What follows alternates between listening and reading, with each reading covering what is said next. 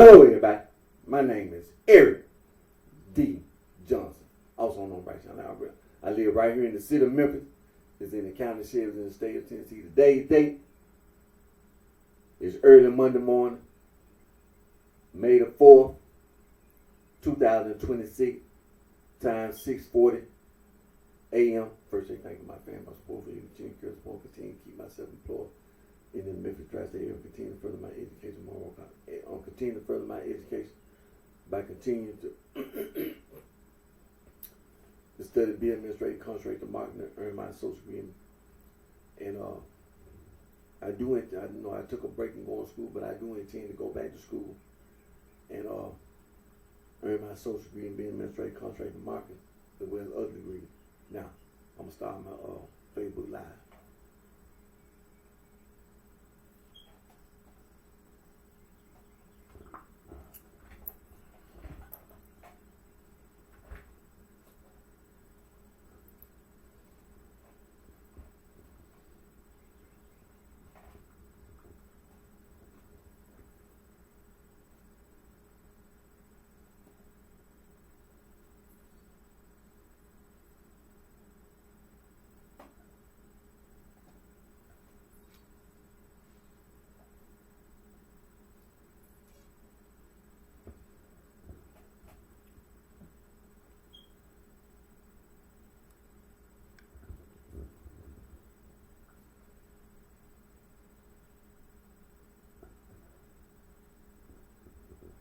Hello, everybody. My name is Eric D. Johnson, also known as BrightShine. I live right here in the city of Memphis, in the county sheriff, in the state of Tennessee. Today's date, early Monday morning, May the 4th, 2026. Time 6:42 a.m. And first thing, thank you my family, my support for you, continuing to support. I'm continuing to keep myself employed in the Memphis tri-state area. I'm continuing my education by studying being administrative, concentrating marketing. At present time, took a break going to school. In the future, I do intend to continue my education by studying being administrative, concentrating marketing, and earn my associate degree as well as other degrees. Now, first, I want to thank my Lord and Savior Jesus Christ, Son of God, for all the blessings and guidance He provides us all with, and want to continue to pray about these natural disasters and continue to pray about these wars that are being fought all over the world, and just continue to pray to God to intervene now in our affairs and continue to be there for us all the days of our lives, and just continue to guide us and protect us from the devil, from Satan, and continue to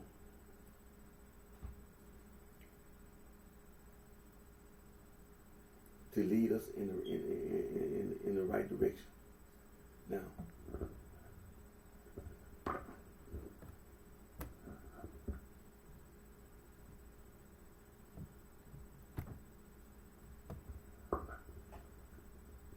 Now today's video gonna continue to talk about prehistoric religion, traditional, ancient African religion, and animism, shamanism, and continue to talk about all the branches of science.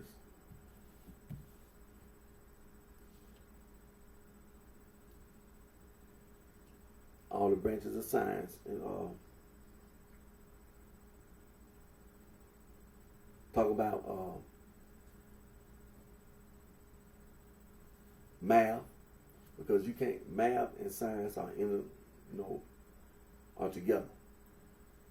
You can't have science without math, and math basically is science.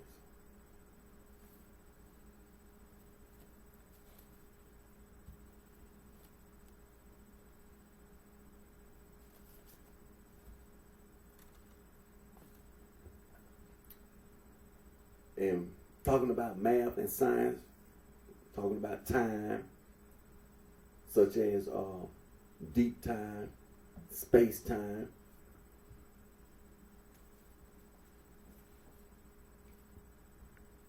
Talking about the origin of life, being a biogenesis, the history of life, the origin of life, timeline.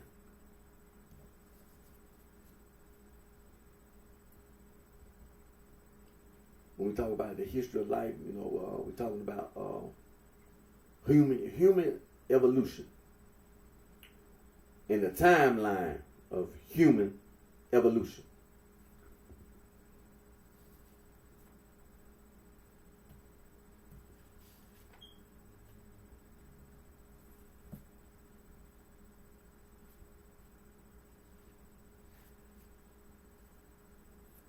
And so, like I said, on today's video, we're going to continue having these talks.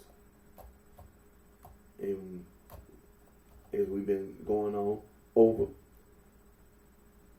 how to study and what to study. So these things are important. And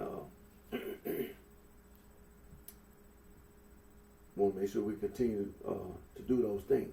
Now, to get started, I want to refer to God's Word, the Holy Bible, for a reason. Myself, I'm a believer in my Lord and Savior Jesus Christ. That's the reason why I got these necklaces on and with the cross. And so I believe that, I believe and have faith that the Messiah has, come as been prophesied in the Old Testament. And that's what it's talking about. Is my Lord and Savior Jesus Christ, Son of God, is the fulfillment of those prophecies in the Old Testament. And so, being that it's one God, not more than one, we'll refer to the Holy Bible. Now, this is the King James Version of the Holy Bible.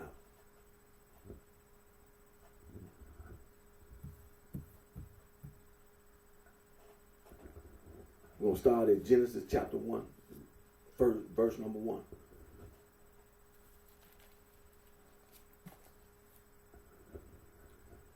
And it reads, "In the beginning, God created the heaven and the earth."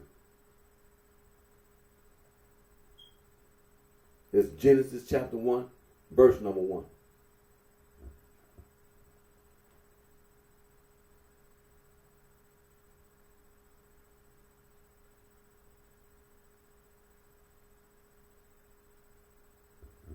We're going to turn to Deuteronomy chapter 4,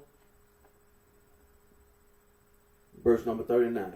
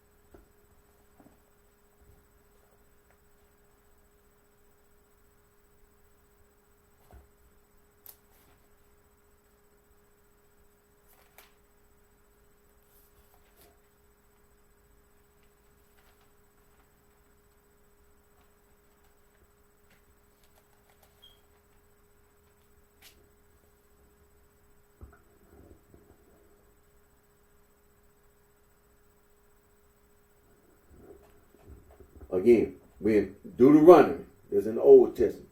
The 5 books of Moses. The book of Deuteronomy, chapter 4, verse 39. And it reads, know therefore this day, and consider in thine heart, that the Lord, he is God, in heaven above, and upon the earth beneath. There is none else. Now there's a reference to the book of Joshua, and we're going to go there. Chapter 2, verse number 11. Let's go there. The book of Joshua, chapter 2, verse number 11.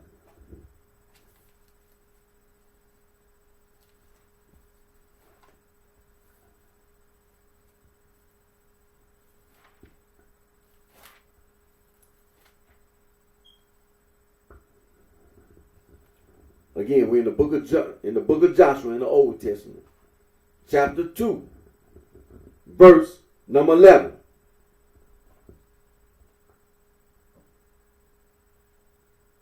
And it reads, and as soon as we had heard these things, our hearts did melt, neither did there remain any more courage in any man. Because of you, for the Lord your God, he is God, in heaven above and in earth beneath.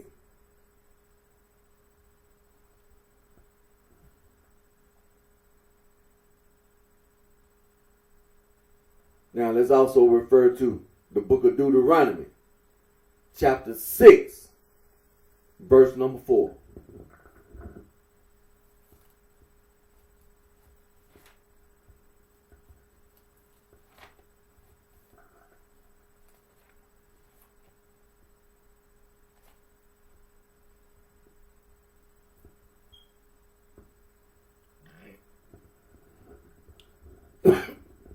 Excuse me. Now, we're in the book of Deuteronomy, chapter 6. Excuse me. Verse number 4.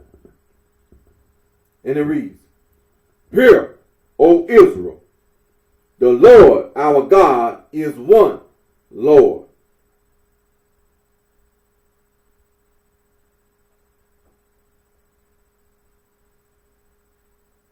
And there's a reference. 1 Corinthians chapter 8, verse 4 and verse 6. And there's another reference. Deuteronomy chapter 4, verse 35. So let's go to Deuteronomy chapter 4, verse 35.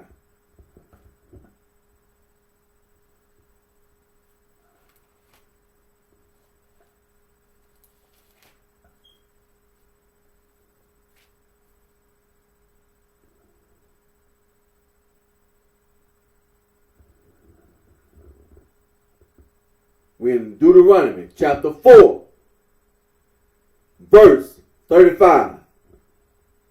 And it reads, unto thee it was shewed that thou mightest know that the Lord, he is God. There is none else beside him. It's Deuteronomy chapter 4, verse 35. Now, let's go to the New Testament, to the book of 1 Corinthians, chapter 8, and we're going to read verses 4 and 6.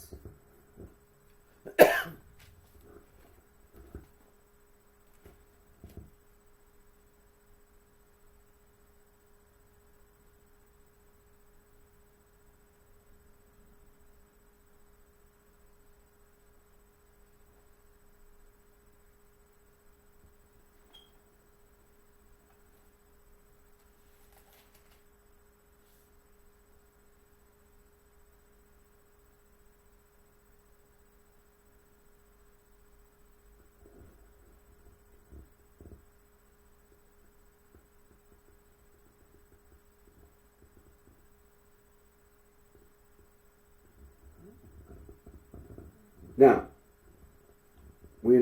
We in the New Testament. 1 Corinthians chapter 8. We're going to start with verse number 4. And it reads, as concerning, therefore, the eating of those things that are offered in sacrifice unto idols, we know that an idol is nothing in the world, and that there is none other God but one.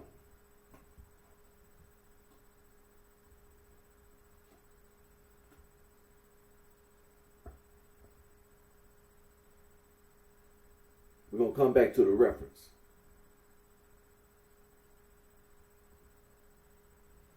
And verse number 6.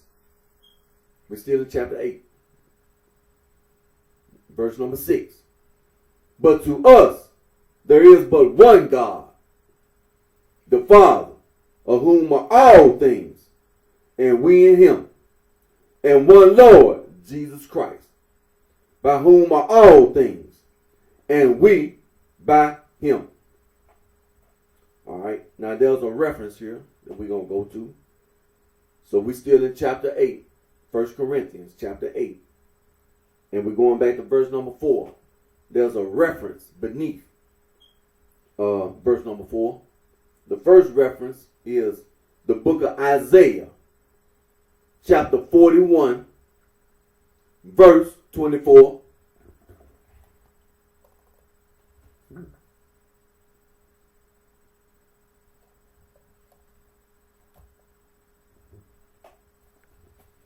And the other reference is one of those verses that we've already read. And that reference is the book of Deuteronomy, chapter 4, verse 39. So let's go to the book of Isaiah that's in the Old Testament, chapter 41. And we're going to read verse 24. So let's go there.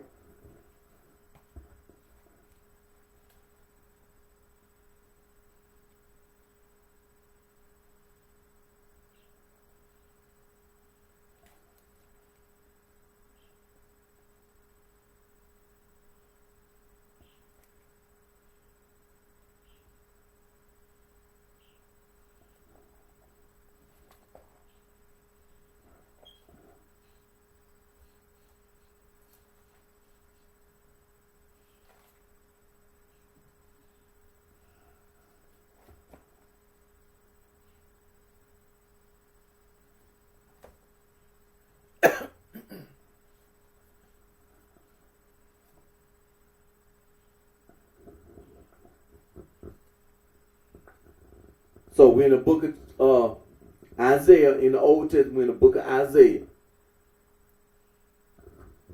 chapter 41.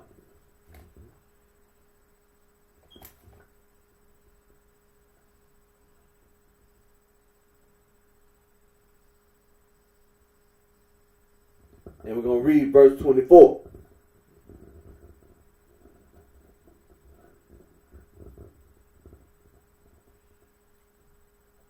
And it reads, behold, ye are of nothing, and your work of naught. An abomination is he that chooses you.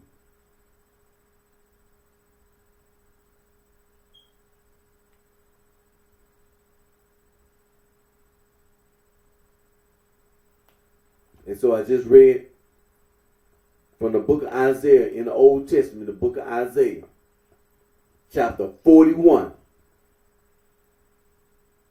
verse 24.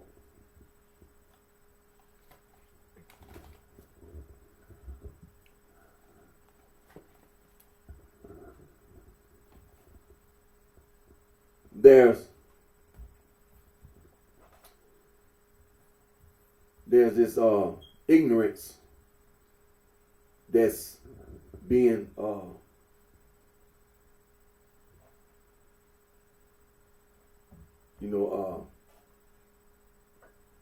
being talked about in communities. This so-called Gnosticism, talking about some gnosis. And which is a bunch of ignorance.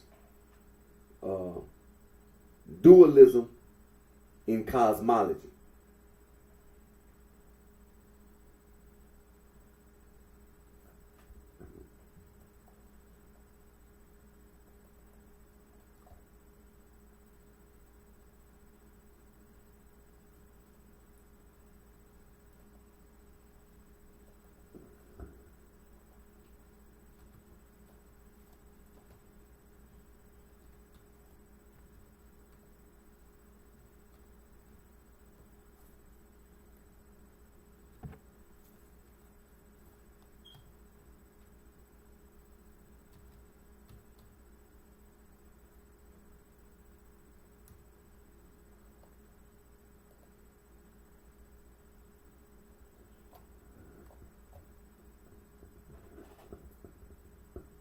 Now, apparently, some ignorant individuals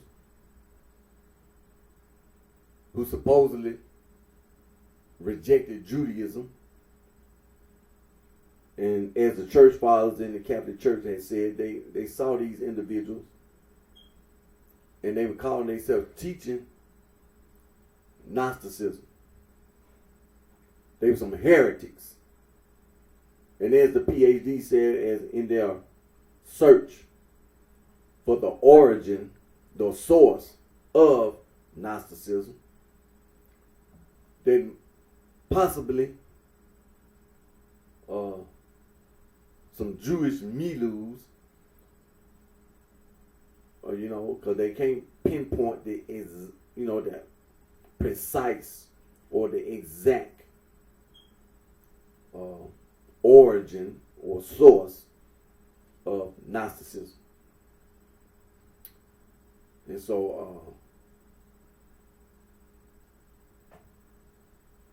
but, the PhD is continuing to, investigate Gnosticism. Now, as you know, Gnosticism, supposedly this demiurge is supposed to be beneath, there's supposed to be a supreme God up here. And that beneath this supreme God, there's supposed to be this demiurge, this lesser God, who supposedly made the material world. Didn't really know what he was doing because he's supposed to be a dumb God or whatever, or clumsy or whatever. And then human beings were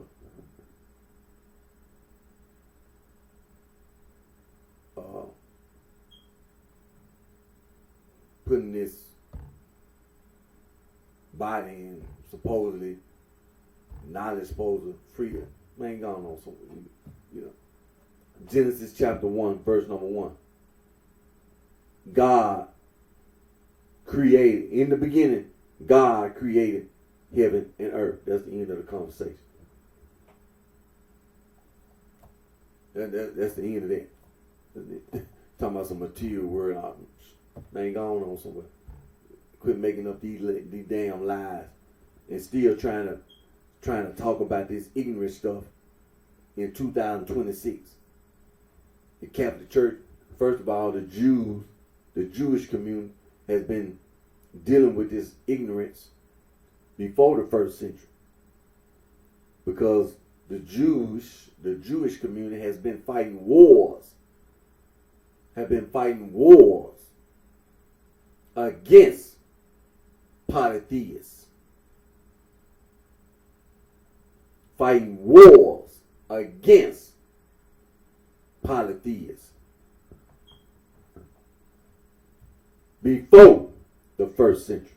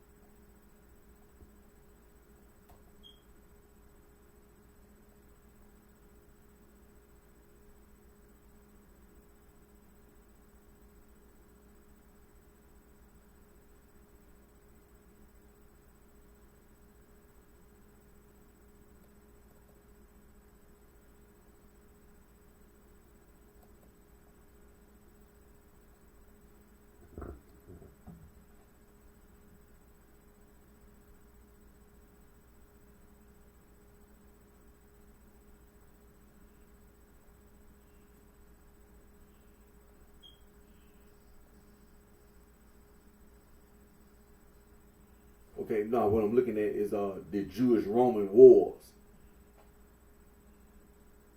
Is when the Jews revolted against the Roman Empire.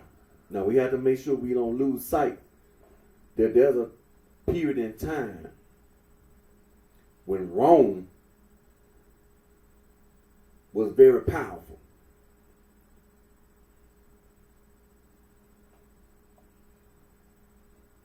On this planet. Judea was under Roman control.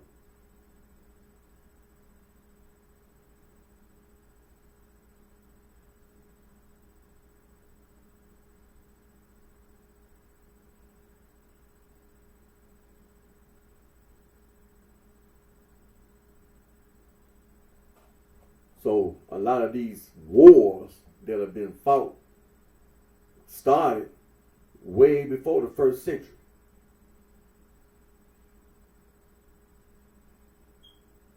Now they're saying that between 66 and 135 CE.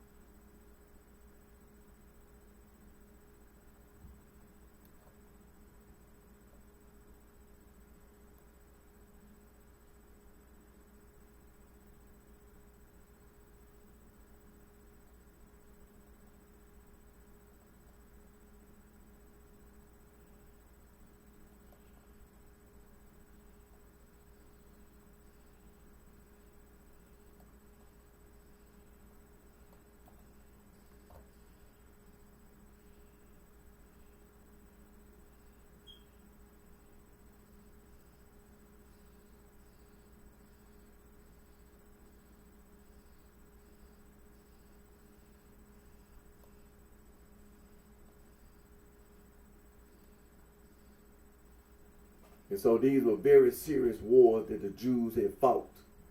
I'm just, just reading a little brief here. They're saying, according to the historian, these were very, very, very serious wars that the Jews fought against the Romans, for independence. And so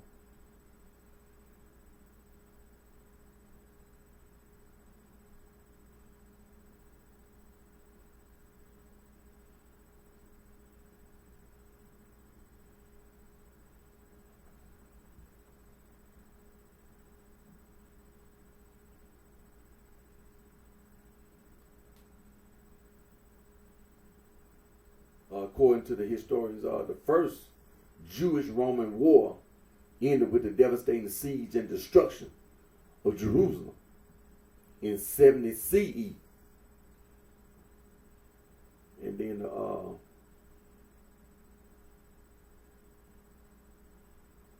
that was a very serious war. I mean, we had to, when we talk about history, sometimes we have to put in our mind the actual image it in our mind. According to the historians, the Romans destroyed towns and villages throughout Judea, and it was massive loss of life. And there was what we call today refugees. It was a lot of people got displaced. Then there was another, the Bar Kokhba revolt. That was even more. That was even worse. It was again massive loss of life because it was a fight. Battlefield casualties, mass killings, widespread enslavement of the survivors, and things of this nature.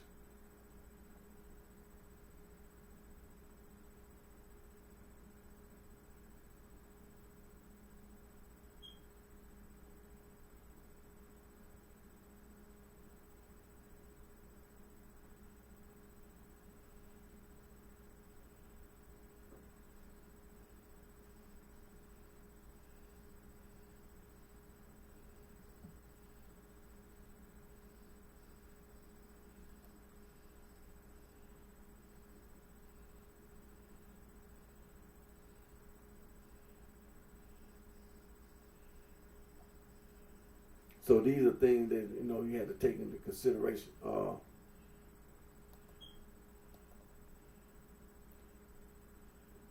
And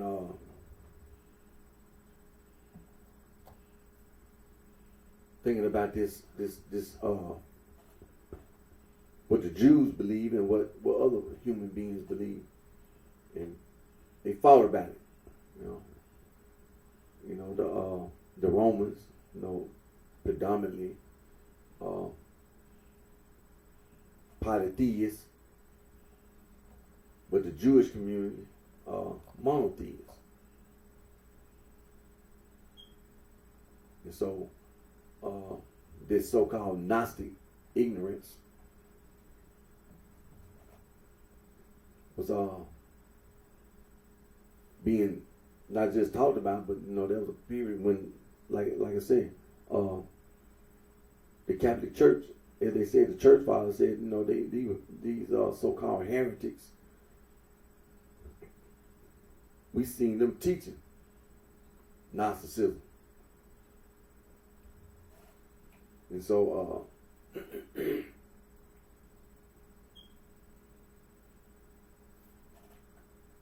this ignorance should not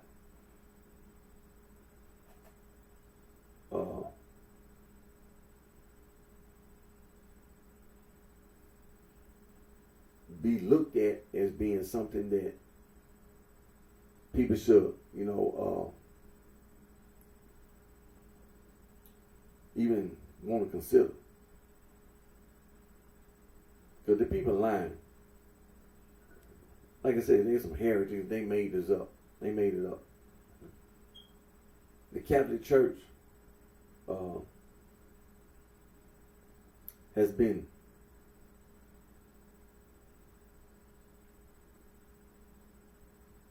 standing against this ignorance. Saint Irenaeus, the Bishop of Lyon, and Saint Ignatius, the Bishop of Antioch, together wrote a 5-volume book, Adversus Heresies, against heresies. Against heresies.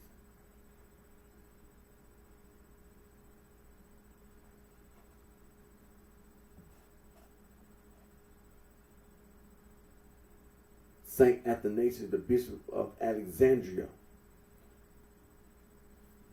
the same bishop that put the Holy Bible together, the same bishop.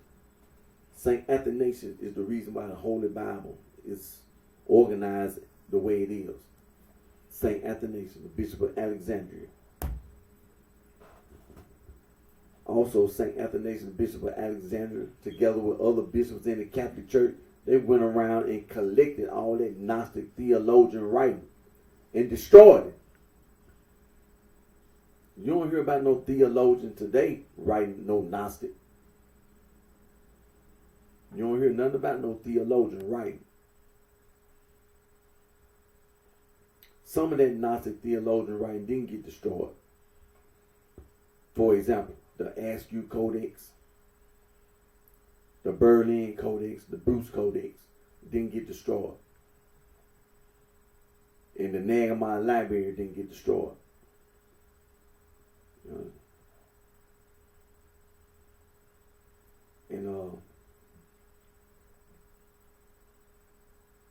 That ignorant stuff should be destroyed with the rest of that Gnostic theologian writing. Just destroy it. It's in, museum, whatever. But the Catholic Church is continuing to teach the followers of Jesus that Gnostic stuff is nothing but ignorance.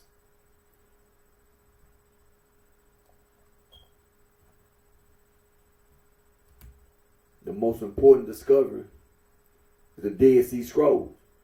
That's the most important discovery of all, is the Dead Sea Scroll. Because the Dead Sea Scroll is the Old Testament. In the Old Testament, there's only one God. And all the other books in the Holy Bible are based on the first books in the Holy Bible, the 5 books of Moses. There's only one God, one. Monotheism.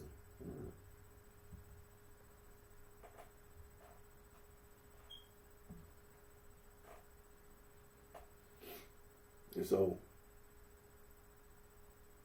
that Gnostic ignorance, like I said, is being talked about today. It shouldn't be, not the way it, been talked about. See, people try to use violence and they try to be violent as a way for this stuff to continue to be talked about today. They try to use violence and they try to be violent.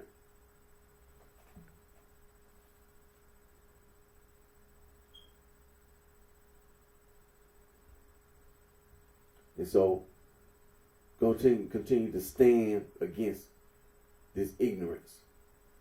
Going to continue to stand against this ignorance, this Gnostic ignorance.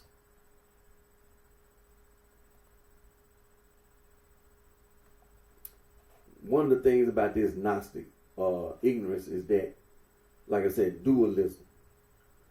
You're talking about it's a God up here, which supposedly supposed to be the supreme God, but there's a lesser God beneath. See, in dualism, in cosmology,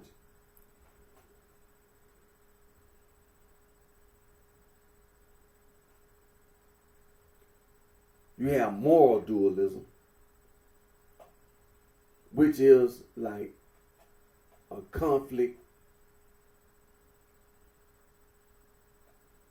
the benevolent and the malevolent. It implies that there's two moral opposites at work.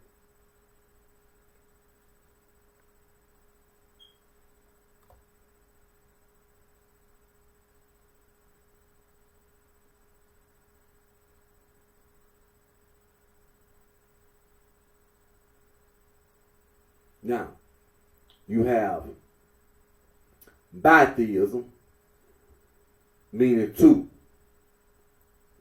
gods. Ditheism, meaning two gods.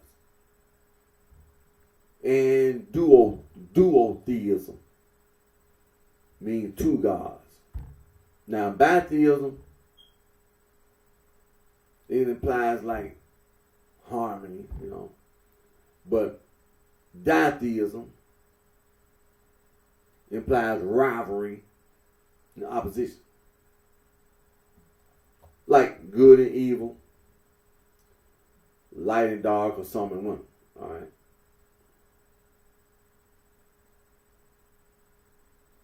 And so you have now in a ditheism, you can have one being the creator and one being the destroyer.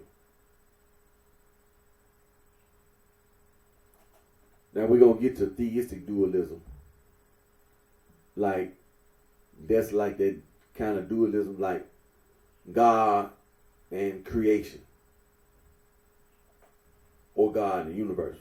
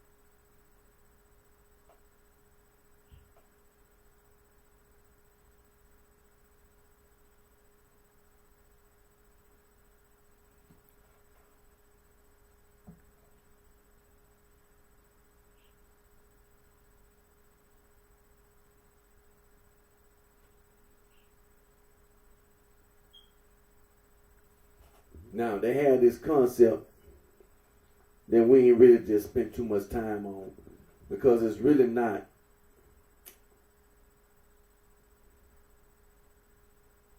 It's really not related directly or even indirect. Monism. Because when you start looking at the definition of monism, it really couldn't, when you read the Holy Bible, it really couldn't apply. Monism attributes oneness or singleness to a concept, such as to existence. Now you got various kinds of monism. So, okay, you got priority monism, states that all existing things go back to a source that is distinct from them. Now they allegedly Neoplatonism, everything is derived from the one. In this view, only the one is ontologically fundamental or prior to everything else. See, it really couldn't apply. Existence monism posits that, strictly speaking, there exists only a single thing, the universe, which can only be artificially and arbitrarily divided into many things. Then you have substance monism, asserts that a variety of existing things can be explained in terms of a single reality or substance. Substance monism posits that only one kind of substance exists, although many things may be made up of this substance, matter or mind. Then you have dual aspect monism, is the view that the mental and the physical are two aspects of or perspectives on the same substance. Neutral monism believes the fundamental nature of reality to be neither mental nor physical. In other words, it is neutral. Then you have political monism. It's sometimes used to describe political concepts such as Unitarianism based on certain principles like ethnicity or identity. See, when you look at it, it ain't gonna apply.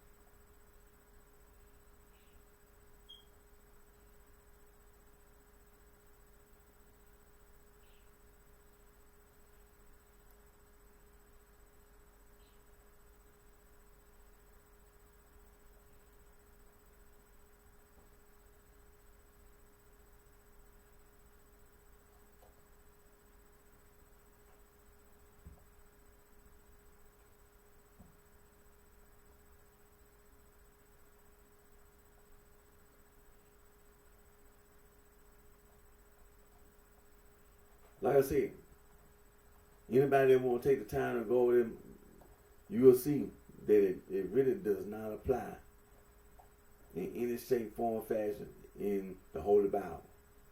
You know, when you come, like, as they say, they're Judo Christian.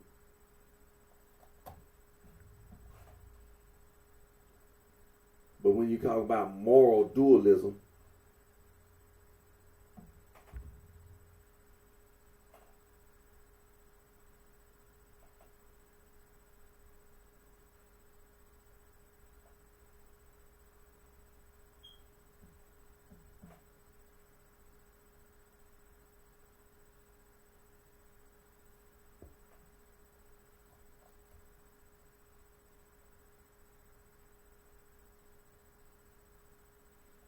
See, just like we were saying about bitheism and ditheism.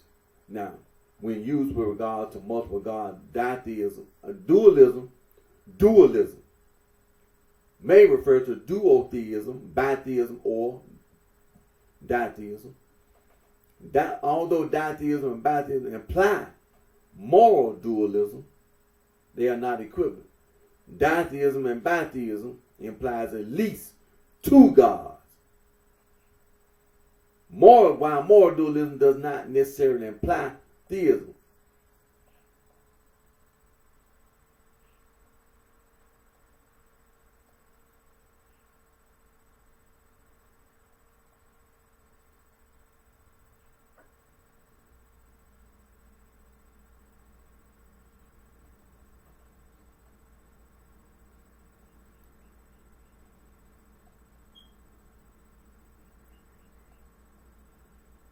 So both bitheism and ditheism imply belief in two equally powerful gods with complementary or autonomous properties. However, while bitheism implies harmony, ditheism implies rivalry and opposition, such as between good and evil, bright and dark, or summer and winter. So, there's a reason why the Gnostic ignorance is not, when you be talking about some syncretizing, and just like they were talking about in the history, when the Greeks and then the Romans who conquered the Greeks and then conquered, Egypt and all that, and just conquered,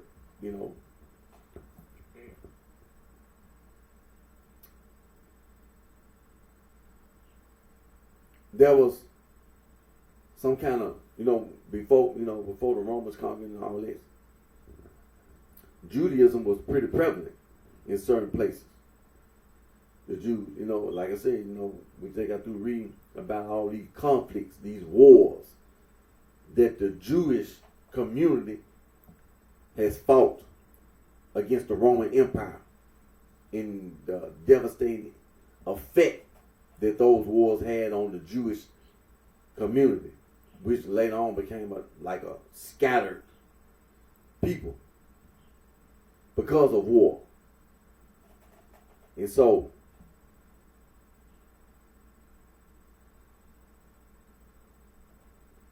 this so-called Gnostic ignorance, like I said, bitheism and ditheism implies it means two gods. When you talk about syncretizing, that's what we talking about. See, when you try to conquer somebody and you're a polytheist, you ain't got to worry about trying to syncretize. Because you're talking about a people who believe in one God. The culture and the custom are totally different. The people who conquered the Jews were polytheists. Their culture and custom totally different.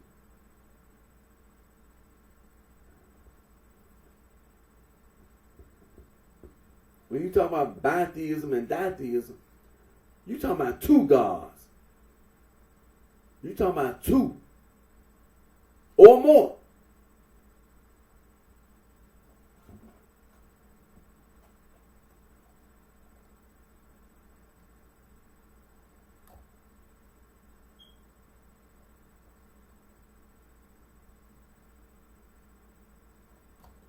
When we talk about radical and mitigated dualism, now you have radical dualism,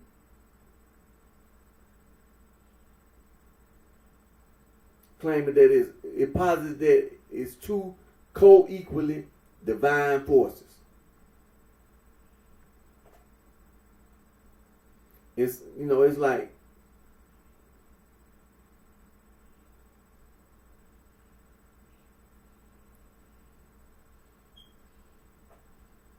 certain beliefs, but that was radical dualism or absolute dualism. It's like it's the two co-equal divine forces. Okay, mitigated dualism. Mitigated dualism. Well, one of the two is two. It's two. Twos. It's saying that one of the two is inferior to the other.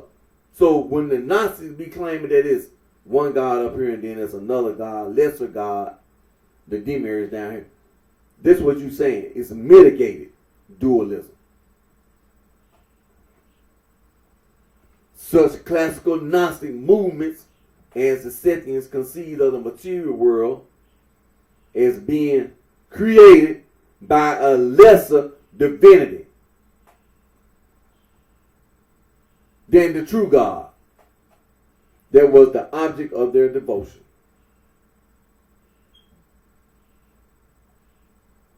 And it's saying that the spiritual world is conceived as being radically different from the material world. And so you have a coexistence with the true God. In the true home of certain enlightened members of humanity, thus, these systems were expressive of a feeling of acute alienation within the world, and their resultant aim was to allow the soul to escape the constraints presented by the physical realm. It's two. Two. So, when you claim you're trying to syncretize, no. There's only one God. See? Only one. The culture, the custom, totally different. What you trying to say? No. You be lying. All you doing is lying, because it's two. Two. This Holy Bible, the Judeo-Christian culture, is only one God. One.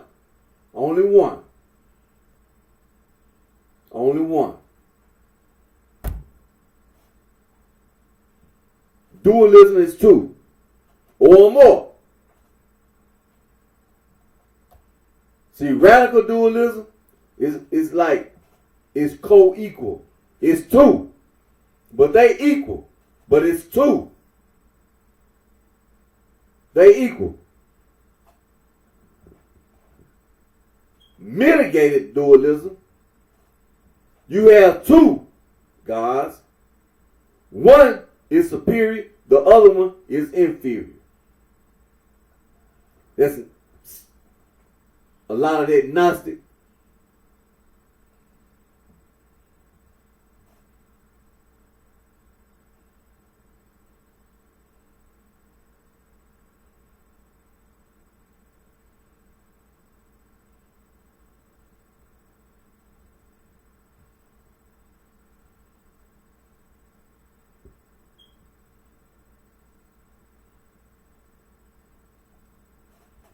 See, them Gnostic people, they really stupid. This how they lie. They very ignorant. They very ignorant. They very ignorant. See, now they talking about this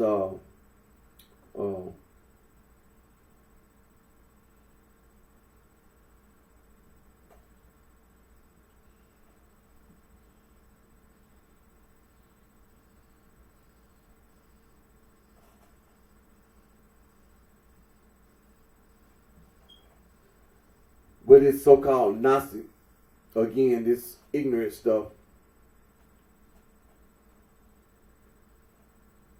mythology and all that, bitheistic and ditheistic principles.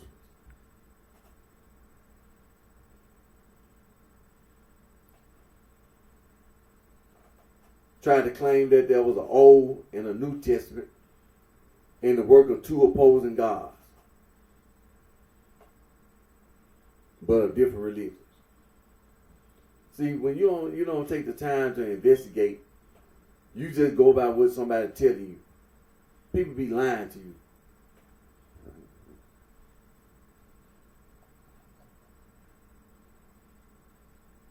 And as we talked about earlier, this theistic dualism, It's talking about God and his creation and the creation, or God in the universe.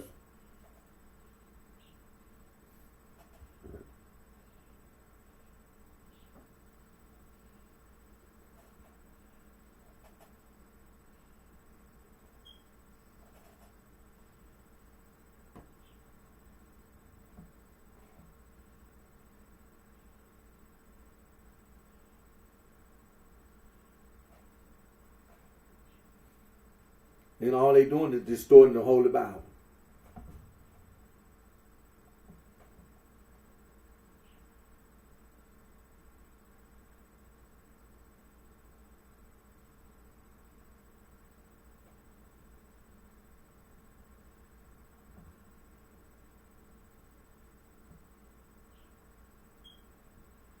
That's all it is. It's a distortion.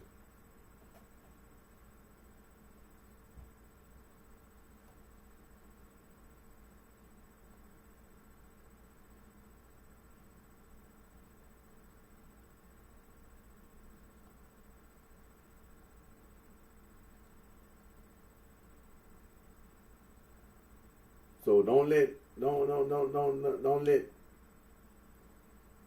individuals make a fool at you with their Gnostic, because they have. They made a fool out of a lot of people.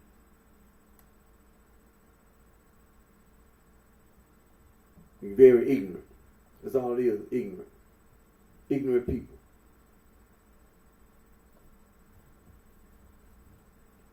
This Holy Bible is talking only about one God. One.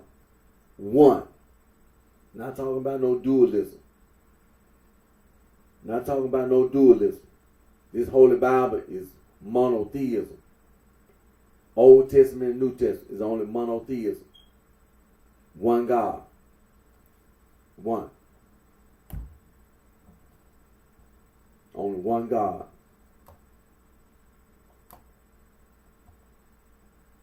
Don't let anybody deceive you with no Gnostic. Don't be deceived. Take the time to investigate.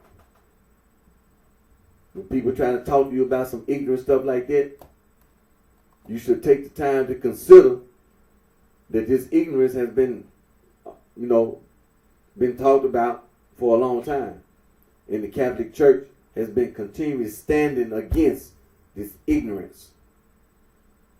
You should take heed to what the Catholic Church is teaching you. You should take heed to what the Catholic Church is teaching you, that Gnostic ignorance is just what it is. Ignorance. And you're a very ignorant person. The Jewish community and the Catholic Church. You're a very ignorant person. After all this time, you should see that the Jewish community and the Catholic Church is continuing to teach against Gnosticism.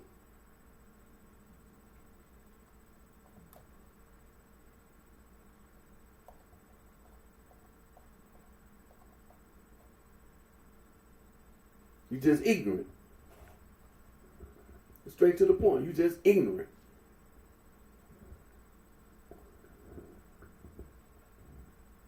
So again, just bitheism and ditheism is two gods. Two.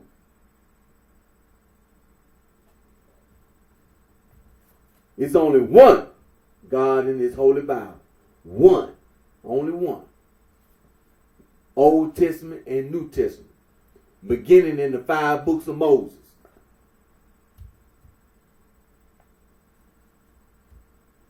Only one God. One.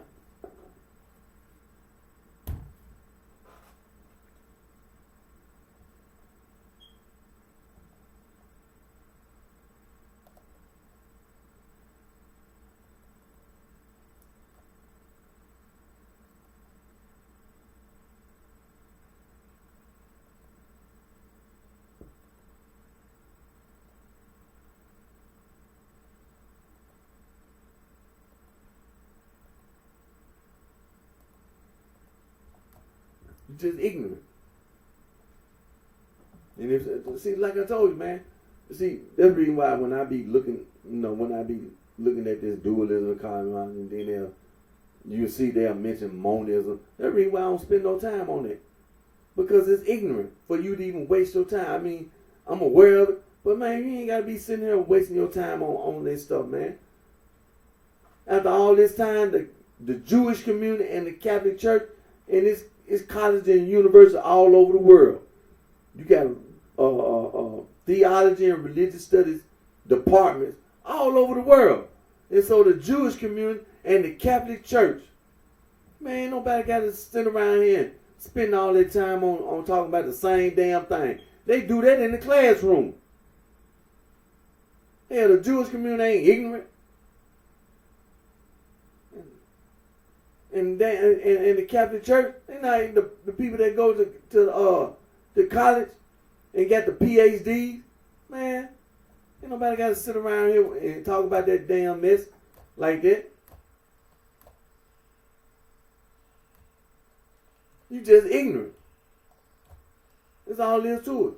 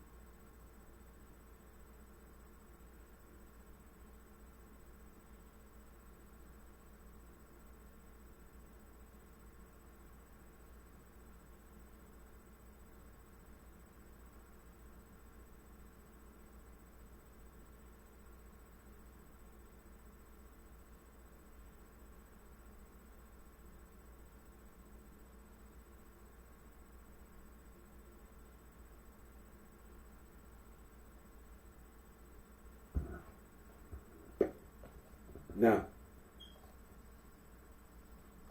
see, a lot of times, the ignorance of this Gnostic stuff, people talked about it, and then people got misled.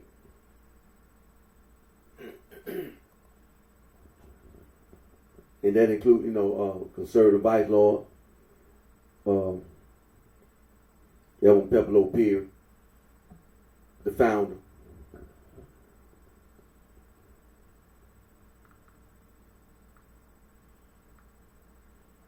With some more individuals who was at the youth center. And then later on, you had Black P Stones, for the Blackstone Rangers, Jeff Ford, and then with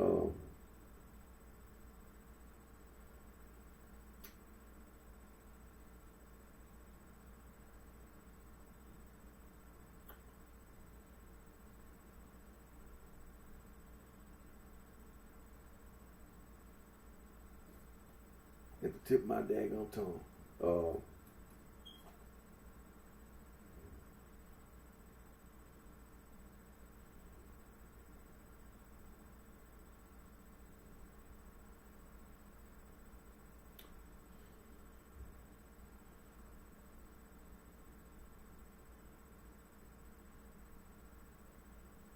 Hey, dummy.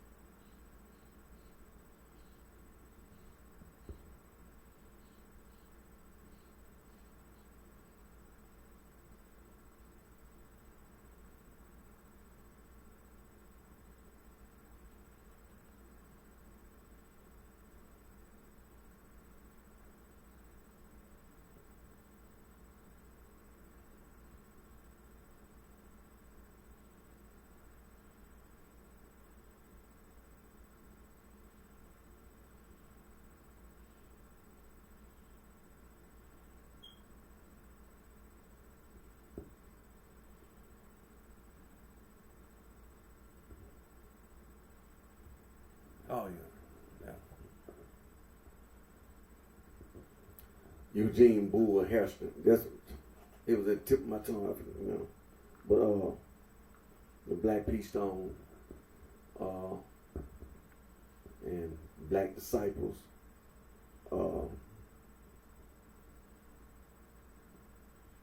and the history of the city of Chicago, the Dirty Sheets and the Willing Shebas, and they started, they started at Imperial Chaplain in the 14th Street Clover.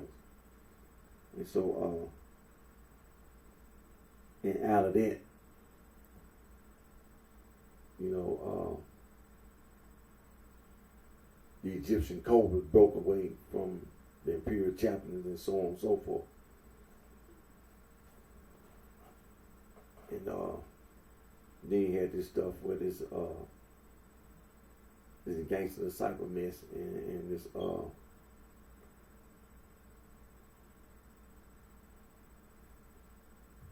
what you call the black gangsters, and then later on that new breed ignorance.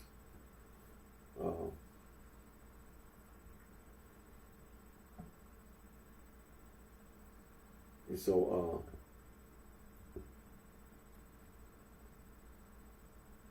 see, that Nazi ignorance, people got misled. A lot of black / African Americans denied education. Denied education. See, when we just got through talking about, first let me say this. When we were talking about the Holy Bible, let me make this clear about being denied education. Let me make this clear. The Holy Bible. Being denied education.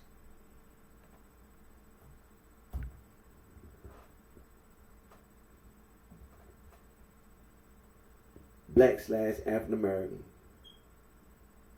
are oppressed.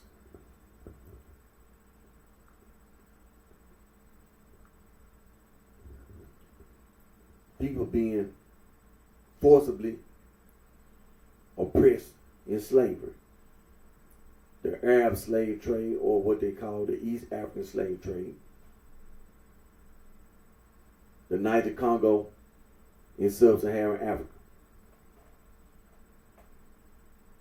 And later on,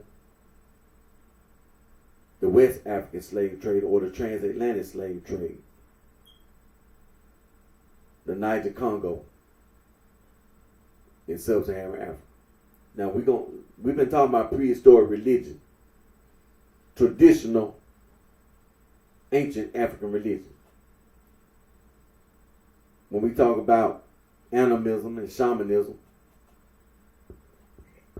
many other Niger Congo, the religion is monotheistic. And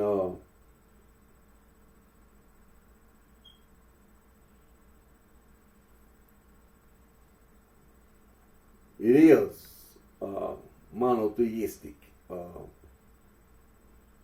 based religions, including shamanism, because that's what the people in a college university refer to many other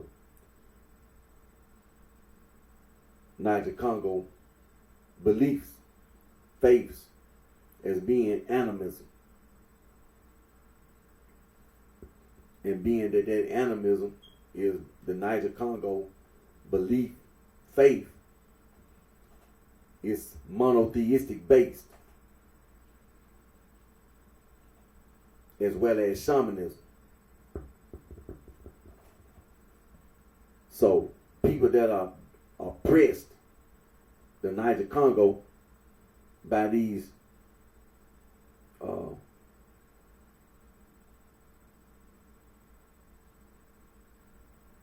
people who believe that there's a more than one.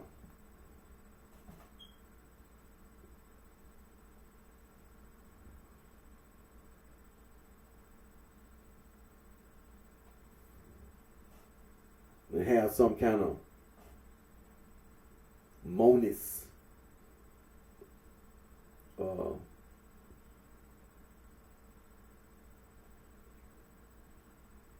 viewpoint, you know.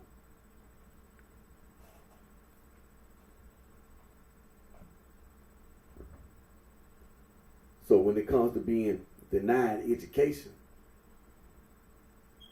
to say that the people that are Niger Congo were not educated, that's a lie. Because the people that are Niger Congo had culture and customs. The belief and the faith of the Niger Congo was monotheistic, based. The culture and the custom, based on what their belief, what their faith.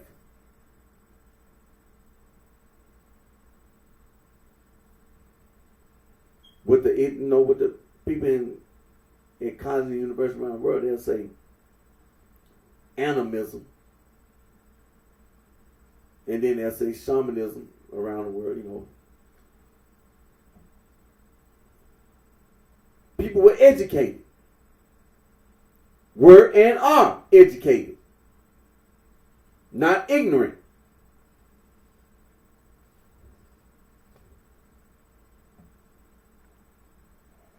But being denied education, then you don't know about the Holy Bible. To say that the people didn't know, that'll be a lie. To say that the Niger Congo didn't know is a lie.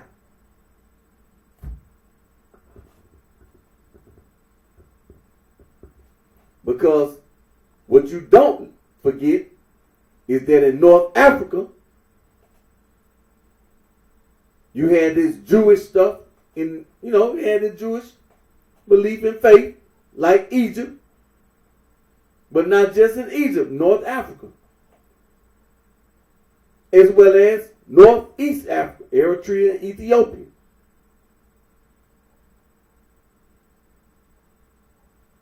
As well as the Saudi Arabian Peninsula. Talk about Judaism. Well, Judaism was there as well, prior to Islam. Judaism was in the Saudi Arabian Peninsula.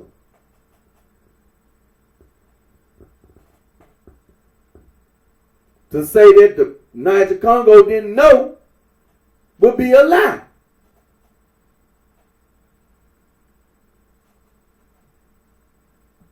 When it comes to the Catholic Church and what we refer to as the Christian faith and belief in our Lord and Savior Jesus Christ, Son of God, again, starting in North Africa,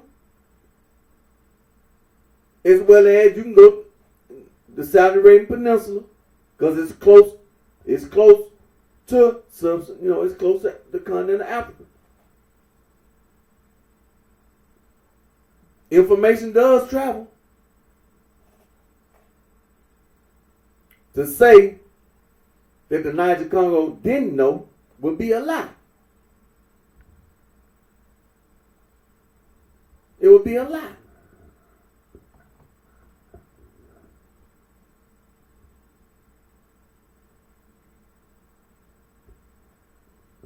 So people in sub-Saharan Africa were not uneducated.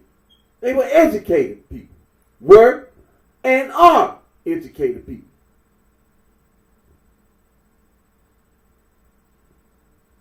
The slave trade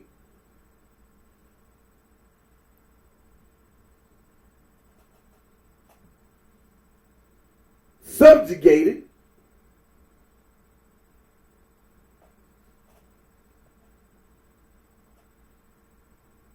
the Niger Congo.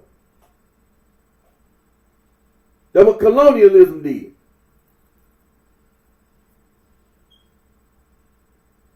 Made the Niger Congo subservient to the Indo-European.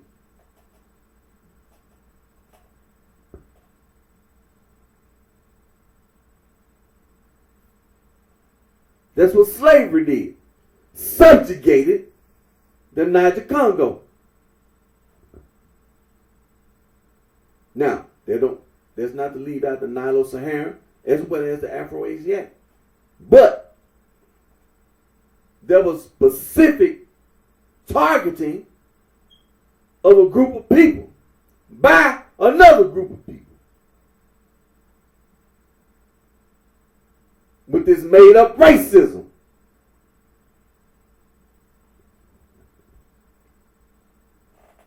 Which has now been debunked by the United Nations.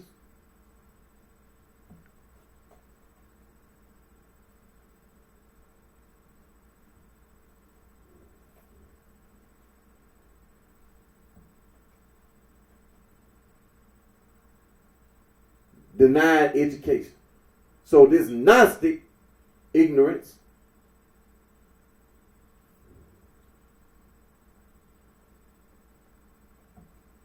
is continuing to be spread. People talking about it still. But people were denied education. And so those who are deliberately trying to continue to oppress other human beings through violence, trying to use violence and trying to be violent, that's the method that was and is being used, is to deny other human beings education.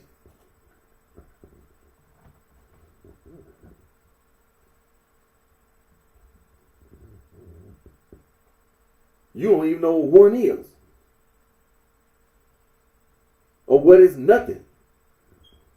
If you are not educated, and to sit there and try to talk to an uneducated person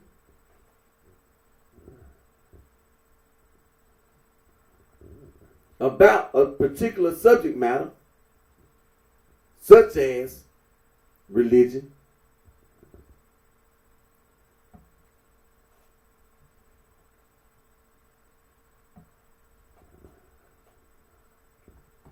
so the people who are Niger Congo denied education by the oppressor.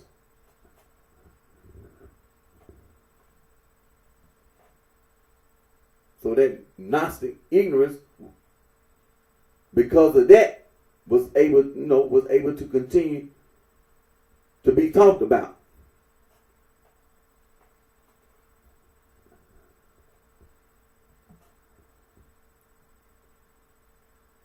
As more and more black/African Americans, as well as Niger Congo people on this earth, on this planet, on this globe, become more and more educated, the less influence that Gnostic stuff have.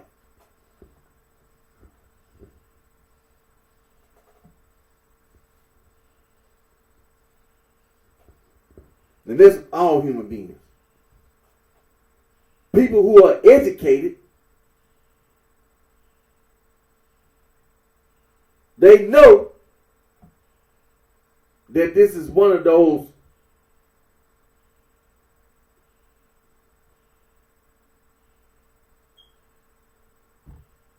doctrines, that was made up as a way to control other people. To control other people. It's a lie.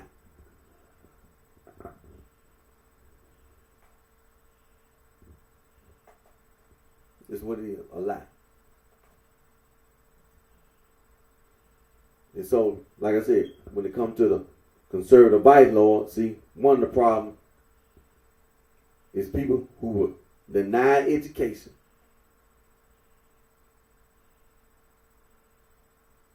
That's the first thing. You have people who were provided with education, but the education was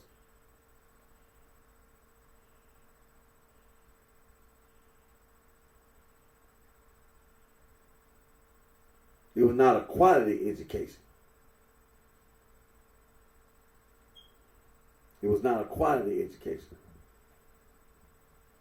That's one of the topics that Black Democrats have been talking about, been championing, is making sure that we as Black/African Americans get quality education.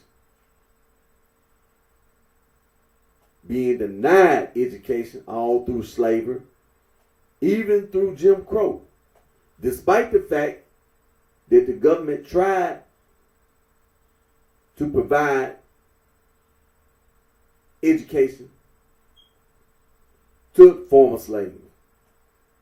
The Freedmen's Bureau did attempt to try to provide education for the former slaves after the Civil War.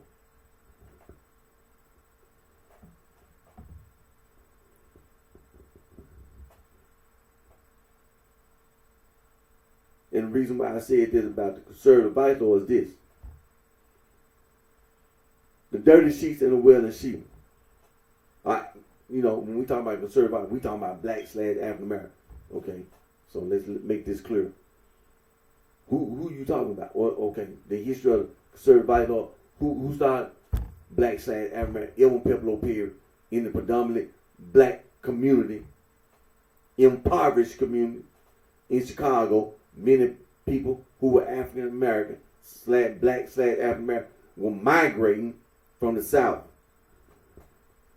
And knowing that many from Alabama, Louisiana, Mississippi, Arkansas, Tennessee, Kentucky, Texas, Oklahoma, Missouri, migrating from what we refer what we call the South. Trying to get away from, trying to leave all this Jim Crow behind. Trying to leave all this sharecropping behind. Trying to leave all that, what they call it in Southern soul music, wearing boots and cowboy hats, like down in Texas and Oklahoma. Right, being cowboys and such and such. Well, I mean, that was a kind of a job, just like blacks / African American being sharecroppers, and all the other labor, all the other so-called jobs that we as blacks / African Americans did from sun up to sundown for meager pay, even if you did get paid. It wasn't no 40 hours a week, and then the conditions, the work conditions for us as black / African Americans. Can you imagine? Okay, let's talk. Let's spend a little time. Okay, let's say summertime. You was being what you call working as a cowboy with the cows and the horses in the summertime. See, this ain't no Hollywood, man. This ain't Hollywood. Don't try to make what we as black / African Americans had to endure. This ain't Hollywood. Talking about being a cowboy. Talking about working on a ranch. This ain't Hollywood, man. That wasn't no glamorous job. You were still black / African American. That's the first thing. Don't you never forget. We was just diggers. We were niggas. We wasn't nobody to these damn white people, to this damn Indo-European. This ain't Hollywood, man. The job that black men were working, talking about a cowboy, man, it wasn't no Hollywood job. Let's just say the summertime, it's hot. And down in Texas, I know damn well it get hot. I know it get hot. In Oklahoma, I know goddamn well it get hot. This ain't Hollywood, man. And still, I know damn well down in Texas and Oklahoma, they still had them goddamn cotton fields to be picked after slavery. I don't even want to talk about slavery. From what I've been hearing about Texas, that was just like being in Alabama, goddammit. The Ku Klux Klan was all over the place. And that was one of the states that fought for the Confederacy, was Texas. You wasn't nothing but a damn nigga in Texas. They'll kill your ass in Texas just like they would in Tennessee or Mississippi. You just a damn nigga in Texas. You could have had some damn cowboy boots. Even if you didn't have no boots, you might not even had no boots because you was a damn nigga. You do this goddamn work any kind of way you can. Then sharecropping and picking cotton. You was a damn nigga. Wherever you was in the South. You could have been in Georgia, Florida, South Carolina, North Carolina, Virginia, Maryland. Anywhere they said it was the Confederacy, you was a nigga. Them the states that fought for the Confederacy. Them the states that fought for the Confederacy. North Carolina, South Carolina, Georgia, Florida, Maryland, Virginia. You was a nigga. Whatever kind of work you was doing. And them damn hoes, you damn hoes worrying about some cowboy boots, you know damn well what your life was like being a slave.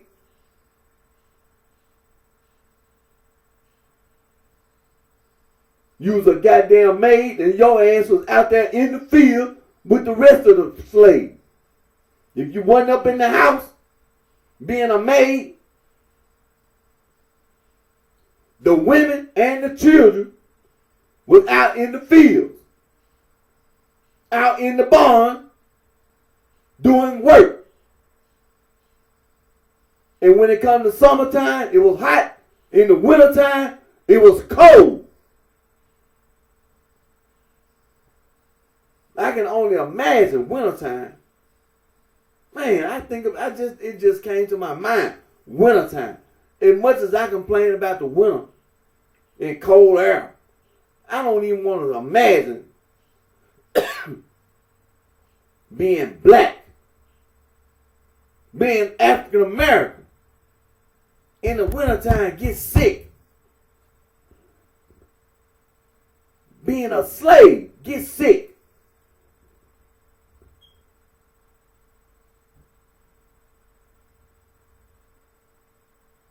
And then trying to keep yourself warm. Look, this ain't Hollywood, man. Being a slave, you can't have this Hollywood image in your mind. You can't have this Hollywood image about the East African slave trade, what they call the Arab slave trade. You can't have this Hollywood image about the West African slave trade, transatlantic slave trade. Some of our people didn't make it. They got thrown overboard. They didn't make it. You can't have this Hollywood image about this stuff, man. About colonialism. You can't have this image, man, in your mind. You got to see it reality. You got to see it for what it really is. Brutal, cruel mistreatment of other human beings by other human beings. It's not right. So like I said, when it comes to the conservative the vice lord, see, some of the people who came from different parts of the South came up to this one location, Chicago. A lot of people, a lot of them, didn't have no whole lot of education. Didn't have no whole lot of education. And when it comes to little juveniles, there were Edwin Pepperlo Perry and Cal and Ren, that's where they was in juvenile. And during that period of time, times were different. It wasn't no different laws been passed to protect the youth. Things being done to protect the youth.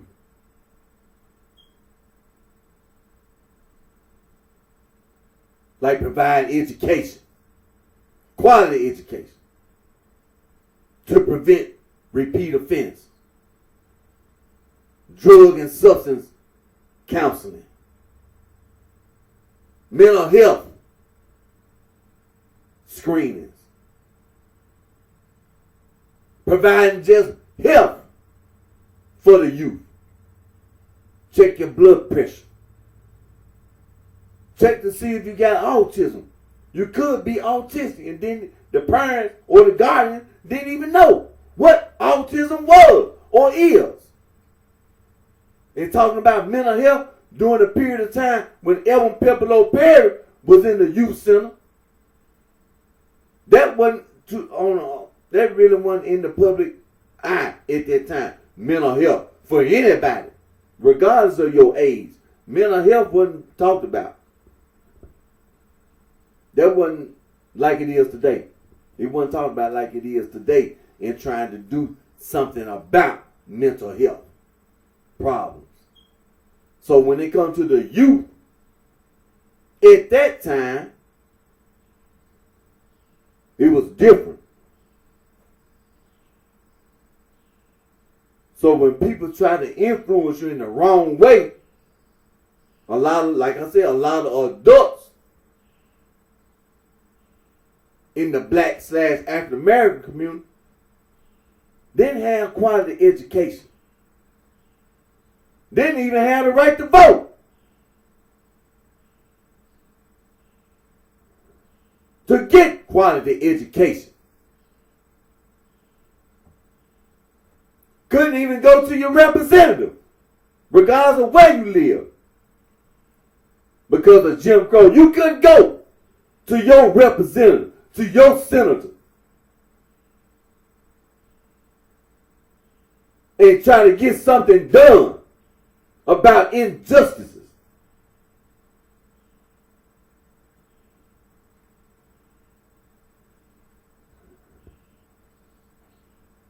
That's the kind of world Evan Pepperlo Perry and Cal and Ren and Toho came in. That's the kind of world that those youth had to come up. Jeff Fort. That's the kind of world him and Eugene Harrison had to come in. Where you had these white people continuing trying to oppress black/African American. King David Bosdale.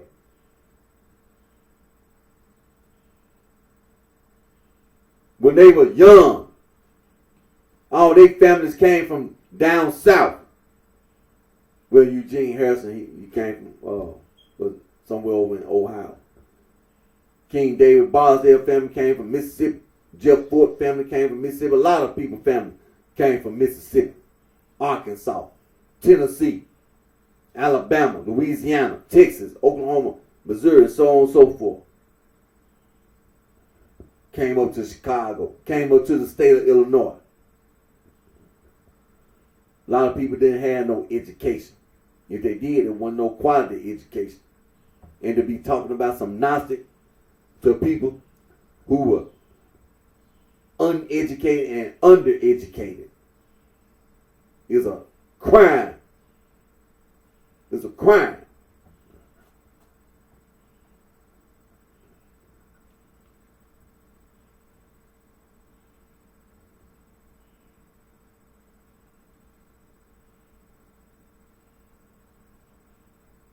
And because of that, when you have people that try to do something right, for instance, Dr. Martin Luther King, Miss Coretta Scott King, two educated black/African Americans,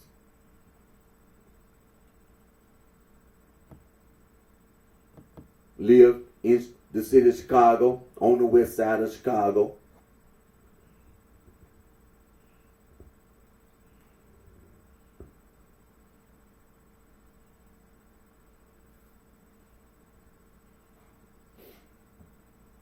But you had people trying to go behind their back. Trying to go behind their back. Trying to lie to other people. Going behind their back. Going behind Evan Pepperlo Perry back. Going behind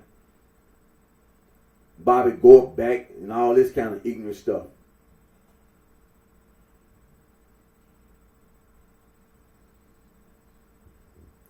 See? That Gnostic ignorance. That's the reason why I do what I do. Because I saw a long time ago. I knew there was a bunch of lies people were telling.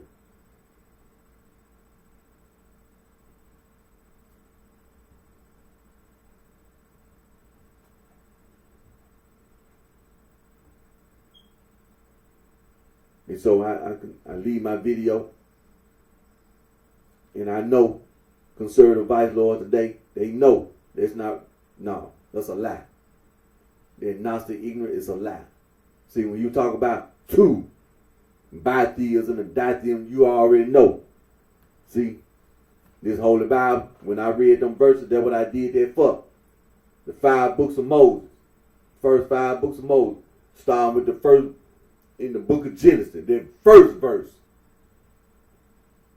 In the beginning, Genesis chapter 1, verse number 1. In the beginning, God created heaven and earth. That's the end of that Gnostic right there. That's the end of it. There ain't nothing for you to say. That was the end of it right there. But see, if you don't know what the Gnostics try to lie about, because you don't have education, and when you bring up that, just like a lot of times, I don't even waste my time with that monists, but at this time, we're just, see, when people try to talk to you, see, if you don't have education, you can't pick up on. People try to explain monists to you. It's like you don't really just know that. See, watch what's gonna happen. Just like they mentioned the Neoplatonists. Somebody try to talk to you about some monist stuff. You don't even have enough education to even. You'll be like, I don't know if that's right or wrong. I don't even know if that's true. See, you have to watch it. But you see what I do. You see what I do, right? I'm already trying to tell you.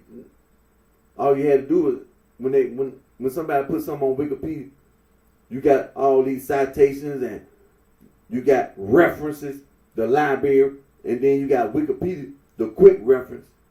Then you go down to the bottom, you see all these references.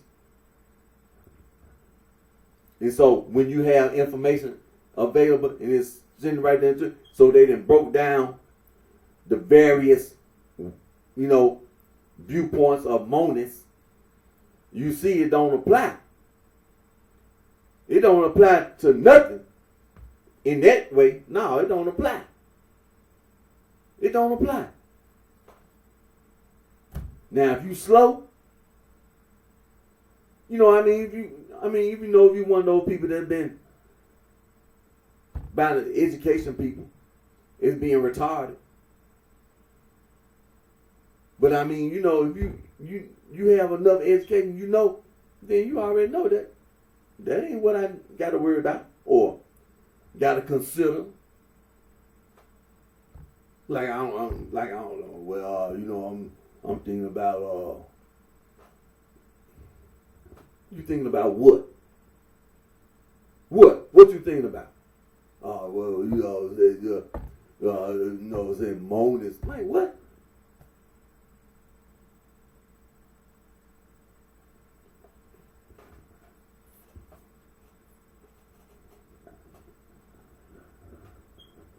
Don't make me have to take the microphone stand apart and take this pole and get on nobody with. I don't want to have to take my microphone stand apart, man. It costs some money there. But man, come on now. Don't talk like that. You supposed to be on another level, man. Come on now. Don't hey. But hey.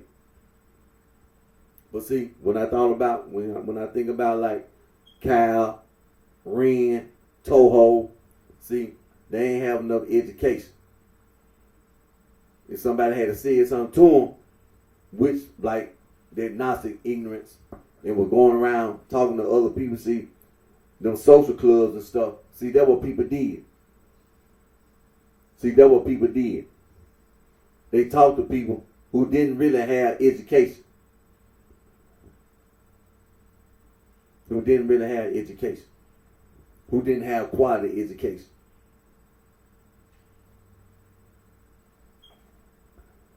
So in today's, that's the reason why I do what I do. Because it's not something that I don't want, no. But I do that for a reason. Because I did research. And I know that there's some ignorance. That's ignorant. See, all that is, that Gnostic ignorance, it's ignorance. But like I said, man, today, conservative vice lord now. See, what individuals tried to do, like individuals who were living down here and then try to do things and no. See, that was a time in the past. But today, now see, like I've been saying all the time, see, I don't say nothing to nobody. But no, I don't approve of, and I'm trying to do something about it. Might take a little time, but like I've been saying all the time, hey, got time, got plenty of time, got all the time I need. And the conservative vice lord, they got all the time they need. No, they got all the time they need. Got all the time they need. See, like I've been saying all the time, Evan Pepperlo Perry, he real, he true. And now you see now the conservative vice lord know there are a lot of individuals who conservative vice lord, you ain't got to worry about it. I know. See, that's the reason why I do the things I do. See, I already knew that a lot of individuals who vice lord, who conservative vice, they ain't have a lot of education. That's the reason why the city of Chicago, but a lot of people who did have education, not just conservative vice lord, but a lot of people like the sorority and fraternity things that people who lived in various locations. See, they tried to do things, they tried to tell people, no, don't listen to that. That's what they did. Because they know the same thing. See, the conservative vice lord couldn't have lasted this long if it wasn't somebody that was doing what was right. If it wasn't nobody telling you what was right, you would have never did what was right. You wouldn't have never lasted this long. See, the individual who don't do what's right and who don't tell you what's right, that's the reason why what's going to happen to them damn gangster psych. That's the reason why they going to get their ass killed. That's the reason why that damn bitch ass Larry Who, that's the reason why his ass going to get what's coming to him. Now, what should have happened a long time ago when the black disciple was trying to kill his ass, he should have been dead a long time ago. But I guarantee you this, your ass won't get away like that no more. You're walking around. And I'm going to make sure your ass won't get away no more. You won't get away. And nobody else will. That includes that so-called new breed. Because like I know the conservative vice lord was sitting in Chicago. But see, when it comes to that black gangster, I don't really just say nothing. But conservative vice lord, they was in Chicago. So whatever they got to say about the black gangster, the conservative vice lord was in Chicago. They was in the jails and all that. Now, when it comes to that damn new breed, see, that came up later. And so, see, it's important. See, what I always remind conservative vice lords of this. Just like when we be talking about this damn nigga, this Larry Hoover nigga. But see, them Egyptian cobras and that imperial chaplain. See, when you tell people what's right, like I just said, it was people who tried to tell you what's right so you would do what's right, because that's what they did. When they knew what was right, they did what was right. They knew what was right and they did what was right. The conservative vice lord did the same. Evan Pepperlo Perry did the same thing. See, somebody had took the time. Somebody told him what was right. And when they told him what was right, Evan Pepperlo Perry did what was right. That's the reason why you see the conservative vice lord, the reason why you see the vice lord today.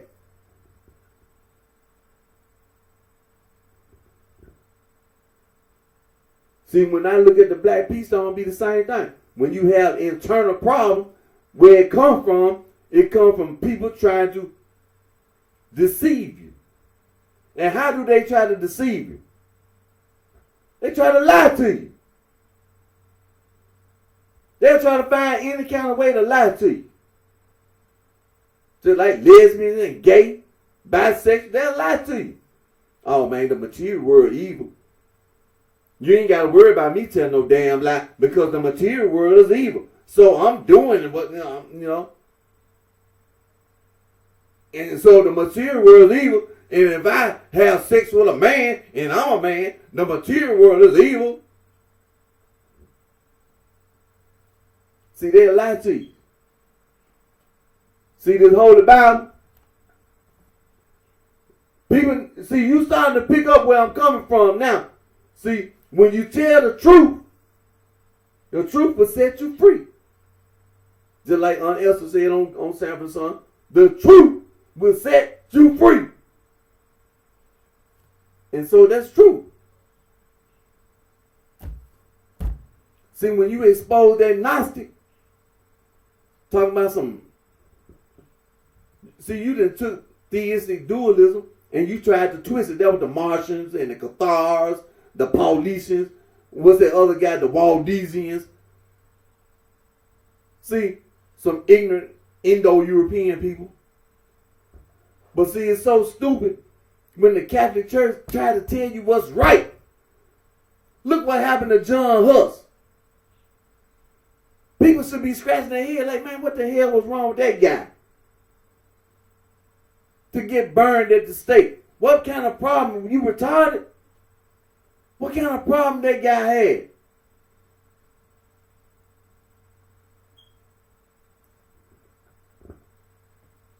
See, when you start having an internal problem, somebody trying to lie.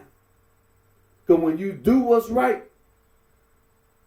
and you teach people what's right, you don't have them internal issues. See, that was the black disciples. See, when King David Bosdale with the rest of the guys, they put it down. They didn't have them problems. Because at the very beginning, see, the conservative vice lord,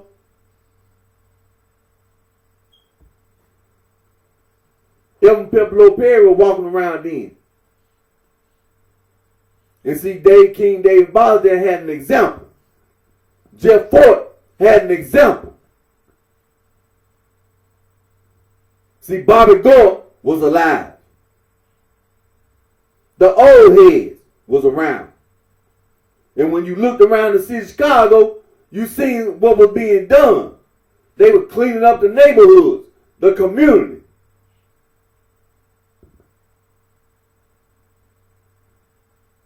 Like, man, how are them social clubs got? When you tell the truth, when you tell the truth, you can't resist. You can't resist. Because you're standing on truth. You can have all the guns and weapons you want. Truth gonna prevail. Right gonna prevail over wrong.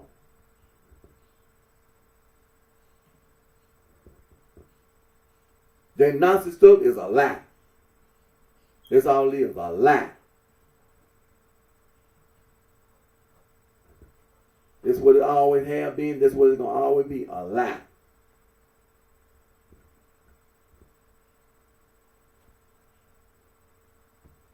You don't listen to no lie, man. You don't let people lie to you. That's what you don't do. You don't let people lie to you.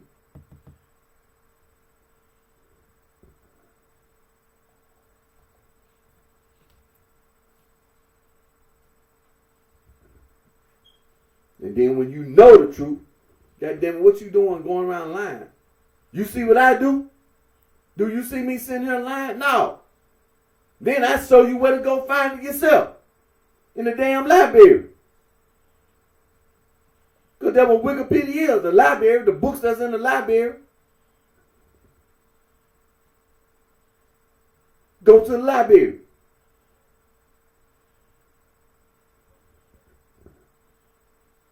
Information in the library.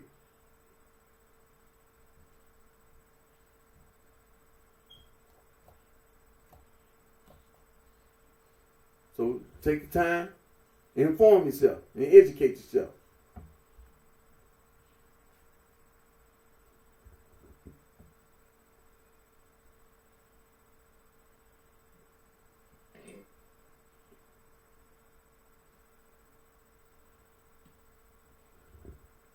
That's a very important thing.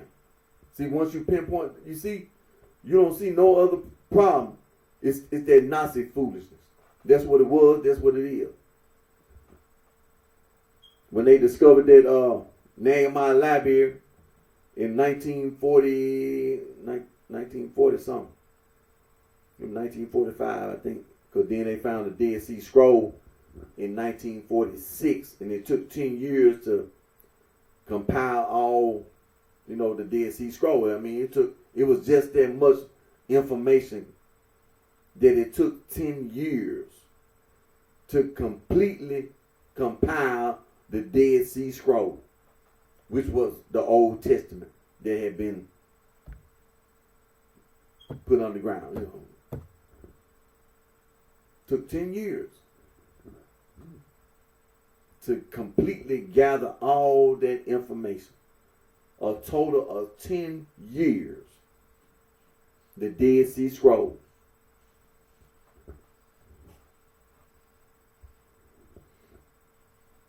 And so, I mean, that's an important discovery. Because when you know it's the Old Testament, you found some information that's talking about one God. One God.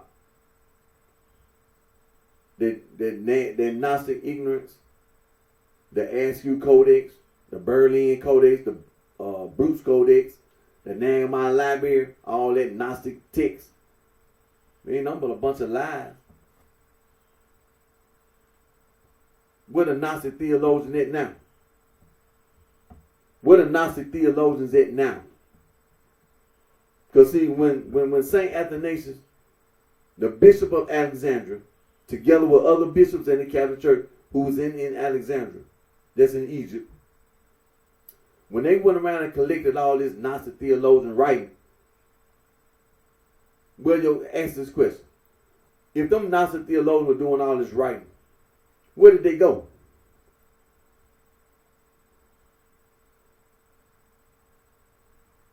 So what? St. Athanasius killed them? No, okay. This Gnostic theologian doing all this writing, I guess they're supposed to be God's word or something.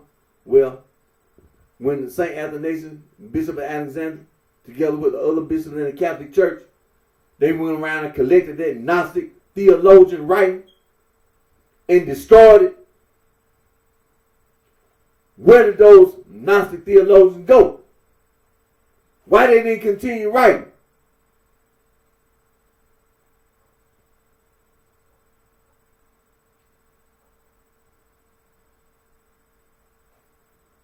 You don't hear nobody with no PhD at the college and university around the world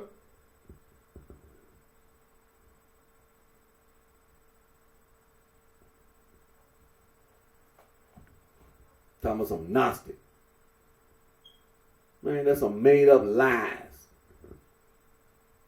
All they were doing was lying. St. Athanasius, the Bishop of Alexandria, did what was right at that time. And as you can see, when you do what's right, that's the result. You don't even see nobody doing it today. You don't even see nobody, a Gnostic theologian, writing today.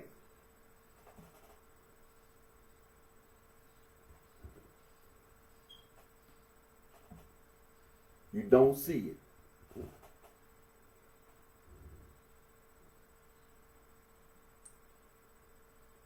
You don't see nobody talking about they are Gnostic theologian, they writing, and this God's word. No, you don't see nobody doing that. You don't see nobody doing it today.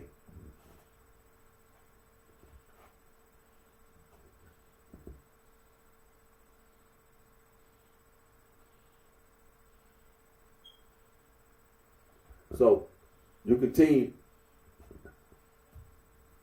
You make sure you read God's word. Divine inspired word. Divine inspired word.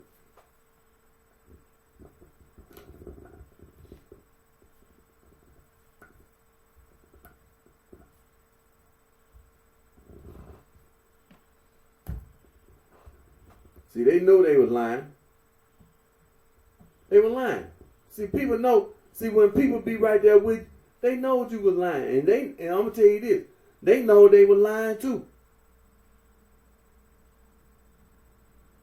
They know they were lying.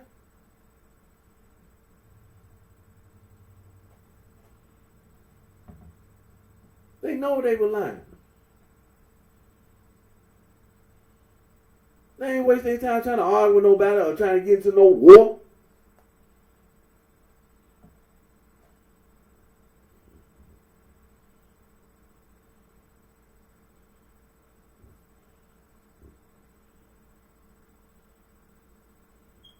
But then you always have these few individuals, just like when you read the Panarian, in the Panarian, buried by Saint Epiphanius of Salome, Bishop of Cyprus. And then when he tell you about certain individuals, these so-called, these different groups, all them ignorant people do is all this sexual, depravity.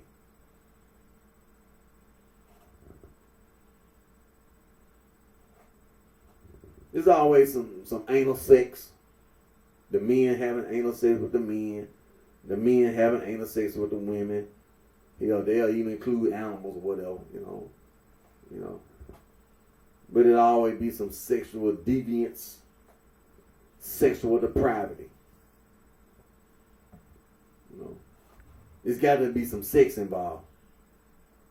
There's got to be some sex. It got to be some.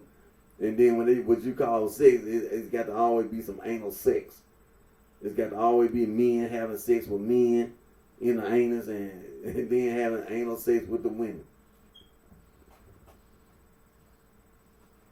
Because it wouldn't just be normal. It wouldn't just be fornicating. Let me make this clear. It wouldn't be just fornicating and adultery. It's got to be, you got to do more than that. You got to do, you got to have some man having anal sex with about 10 men, having anal sex with each other, and then it got to be, the men having anal sex with the women. This big anal sex thing, So, sexual depravity, sexual deviance. It always be the same thing. You don't just be fornicating, some men having, relations with the women and the women having relations with the men. There's got to be all this lesbian, gay, bisexual, transgenders and transsexuals and all this.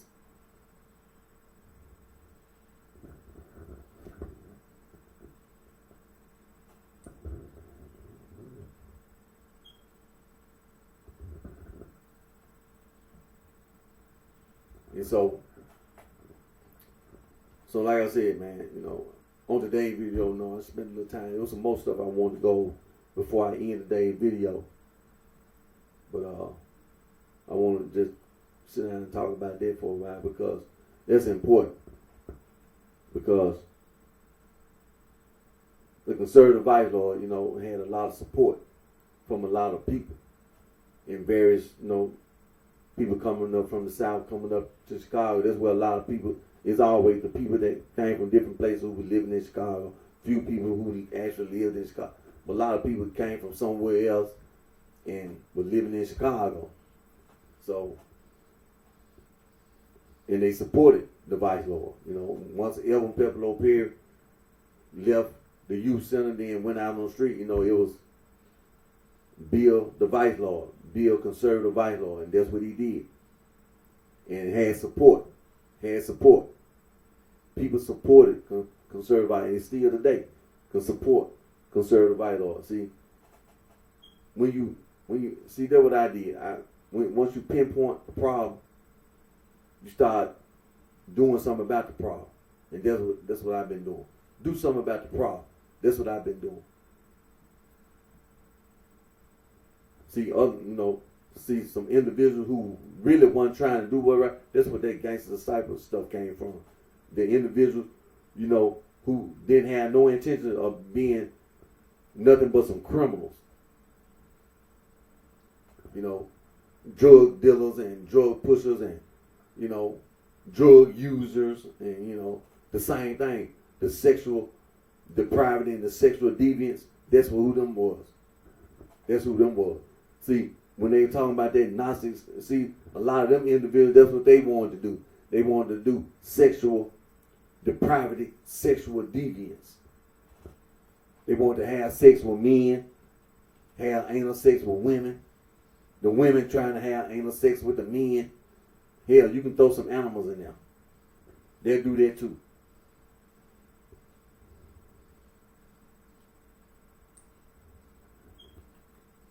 Yeah, they'll do that too. Look, anytime somebody say something about the animal and they had that look on their face like, what are you talking about? Look, man, they got YouTube videos. And not just YouTube videos. When they had them, what they call them, the VCR and all that, they had cameras and stuff. You know, they had the cameras and stuff. You know, with you know, the videotapes and all this, man. Come on now. And then they converted it to YouTube and all that, to video and all that. So, you know, yeah, they did that, man. And they do stuff, man, even now with the animals. Like you ain't never heard of oh man, and the animal. I done heard some crazy stuff, man, in prison, man. I just mentioned, just a slight mention of some, I done heard some stuff about the men being in prison. So I don't want you to have this notion in your mind, like, man, what are you talking about? Yeah, I done heard some things. I ain't gonna say I actually seen nothing, but I done heard some stuff about some stuff happening in the prison. So I don't want you to have that thought in your mind. Like, nah, man, people don't. And like I said, man, hey, they had cameras and stuff in the past before they had YouTube. You know, they had cameras. People, you know, they had cameras. And they made, you know, film. You know, they made film out of it. You know, and then they had pictures. You know, they took pictures, man. Hey. So, I don't want you to have that notion in your mind, like, oh, man, they know about having sex. Hey. Yeah. And now, today, we got video. Yeah. So, but like I said, man, see, that was some of them individuals when Larry Hoover was looking out the window. Yeah. See, when you talk about that Gnostic man, that's who was outside. That's who he was looking at. And he want to be just like them. You see what I'm saying? And he ain't the only one. Just like that ignorant, stupid fool, that Boone Black dude. You know? Because that dude, man, like the conservative bylaw in Chicago, that dude, they don't, the black gangster.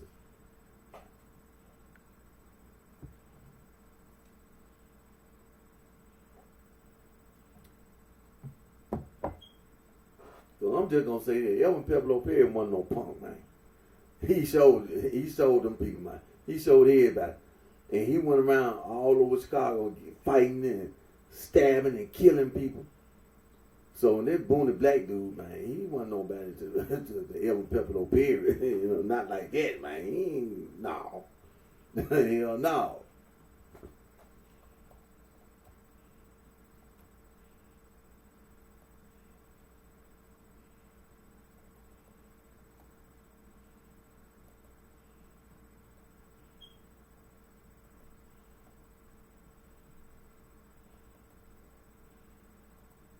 But like I said, before I end today's video, look at man.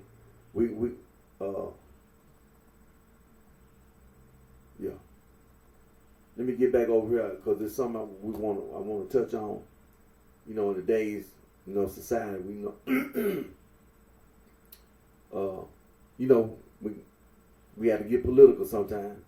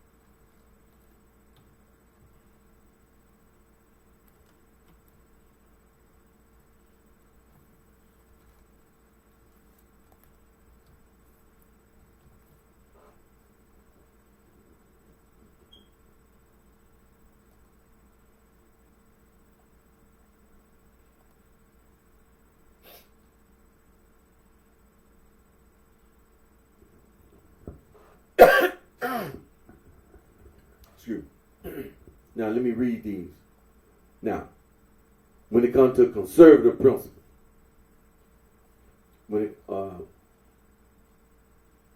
conservative principles emphasize limited government, individual liberty, free markets, and traditional values, focusing on personal responsibility, focusing on personal responsibility. Liberal principles favor government action to ensure equality, social justice, and collective solutions to societal problems. Conservative prioritize tradition and stability, while liberals champion social progress and change. Conservative principle, role of government, believe in limited government, lower taxes, and reduce spending, prioritizing individual empowerment over government assistance. Economics, support free market capitalism, deregulation, and strong private property rights. Society, emphasize traditional values, social stability, and the preservation of institutions like family and community. Individualism, prioritize personal responsibility and individual initiative. Justice and safety, focus on a strong national defense, the right to bear arms, and strict law enforcement. Liberal principles, role of government, advocate for active government environment to solve social problems, provide public services, and reduce inequality. Economics, support regulated markets, progressive taxation, and strong labor unions. Society, prioritize social justice, equality, and civil rights for minority groups, often favoring social reform. Collectivism, believe that systems and communities are responsible for ensuring the well-being of individuals.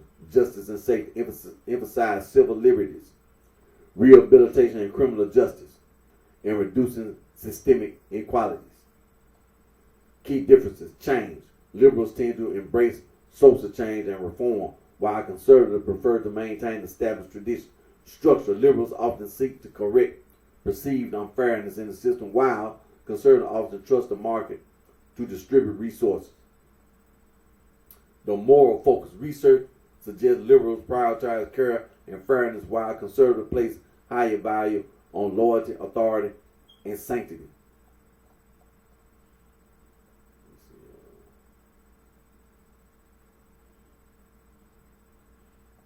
Now, the reason why I said I want to bring up something today is something that we all been talking about because it's being in the news a lot. It's about rights, and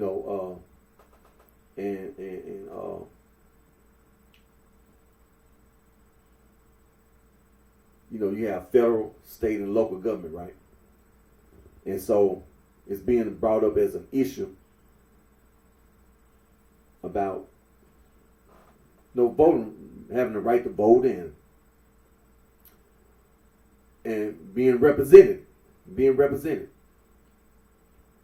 And so they have this stuff about a line being drawn. Now, we have 50 states, right?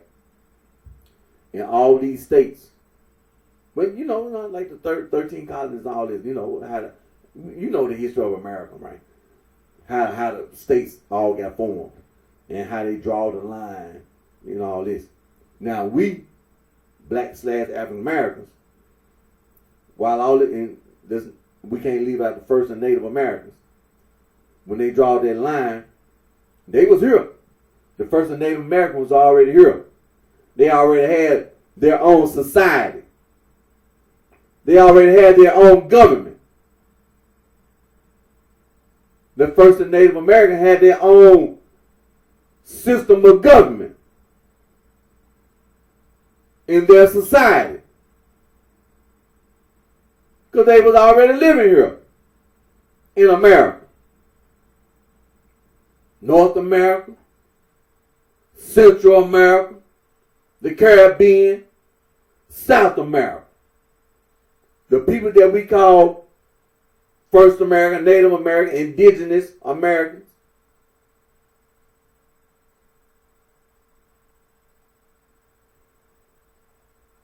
They were already living here. They already had their own system of government. They had their cultures, and they still have their own culture and customs today. Now, a line.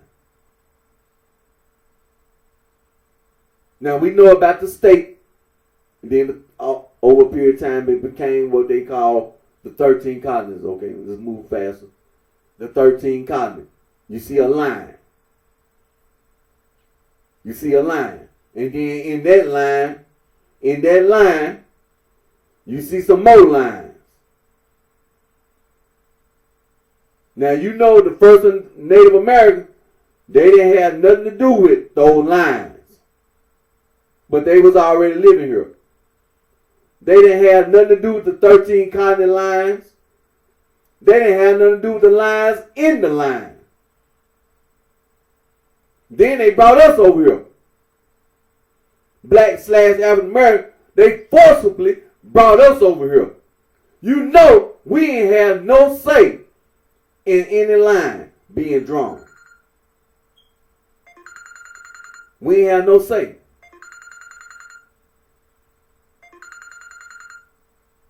And so they brought us over here by force. You know, they brought us over here forcibly. We ain't have no say in any lines being drawn. In the line, as well as the lines in the line. We ain't have no say about any lines being drawn. The only people who had something to say about the lines being drawn is the white people.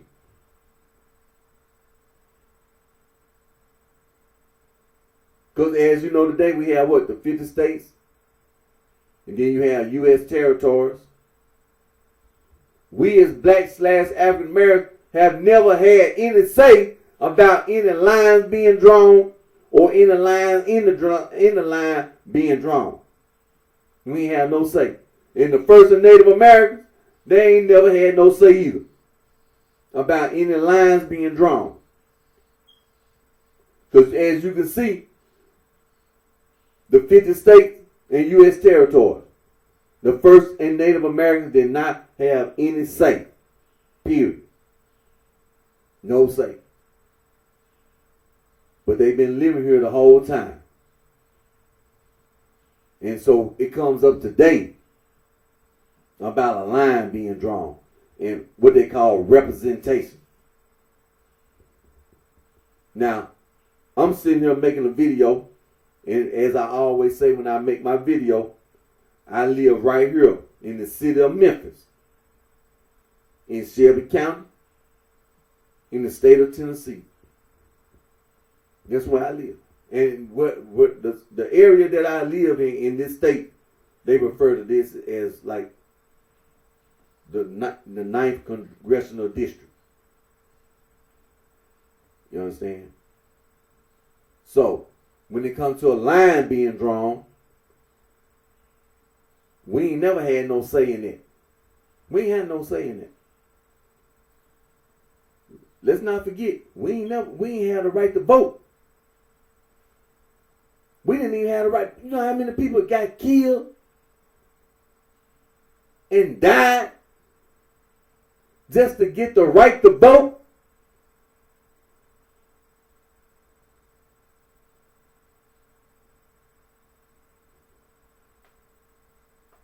Did not have the right to vote. A lot of the rights we had, just like when we became free, a lot of rights that we got after the Civil War, they took them away. The Jim Crow laws, they took our rights away.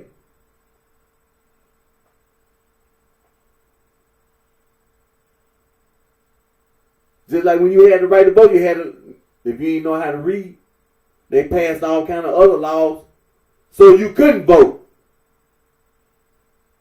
What they call the grandfather clause or something. You know, they had all kind of the Jim Crow laws. The Jim Crow laws.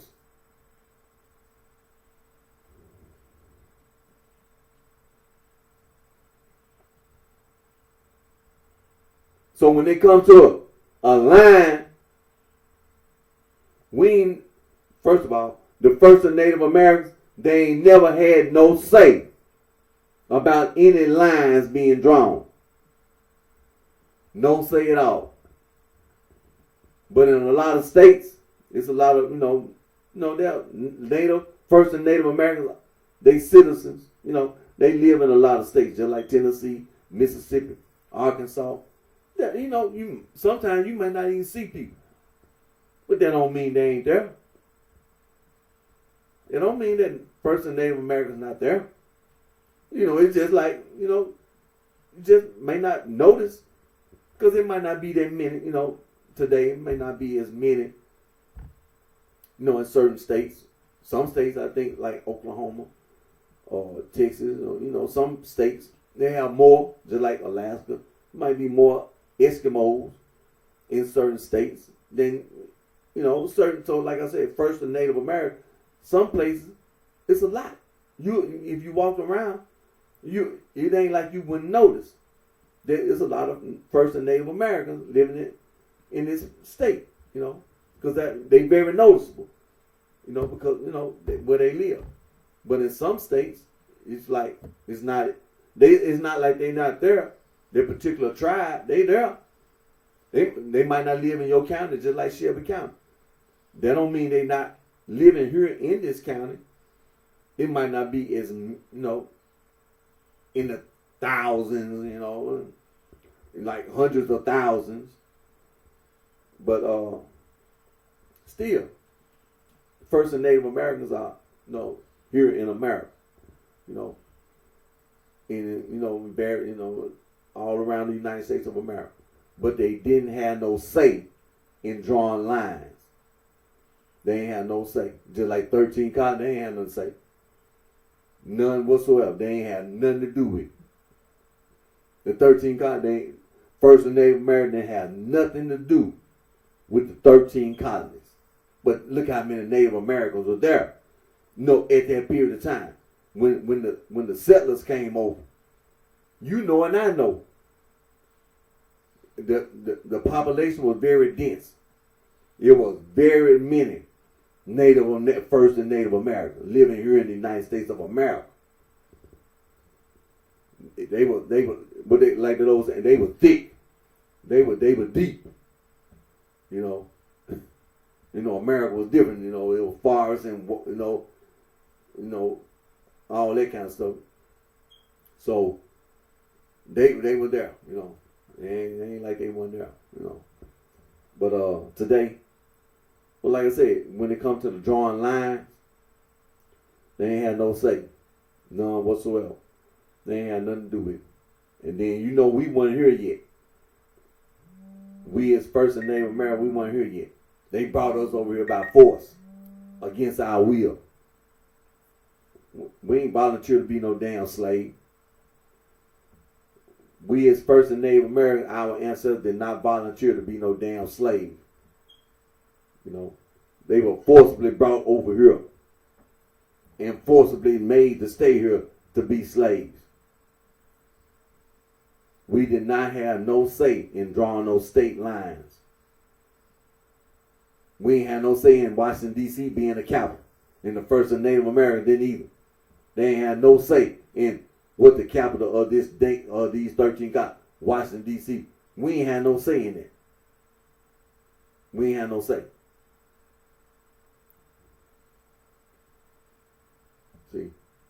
See, we're gonna get this point across right now. See, the only people who said something was these white people. That's it. They drawed all the lines. They draw the line for every state. Then they draw the lines in the state for the county. And then when it comes to the city, same thing. We still didn't have no say. Because we ain't have no say in making the laws. We ain't have no say in what the law was and is. It wasn't and isn't. We ain't have nothing to say. And the first and Native Americans didn't either. They ain't have nothing to say. They ain't have no voice at all. Period. We as first and as black and African American, we didn't have no voice in forming the government. So the lines that were drawn, it was the white people who draw the lines. So when I live, we're going to get to the heart of this thing about this representation in district.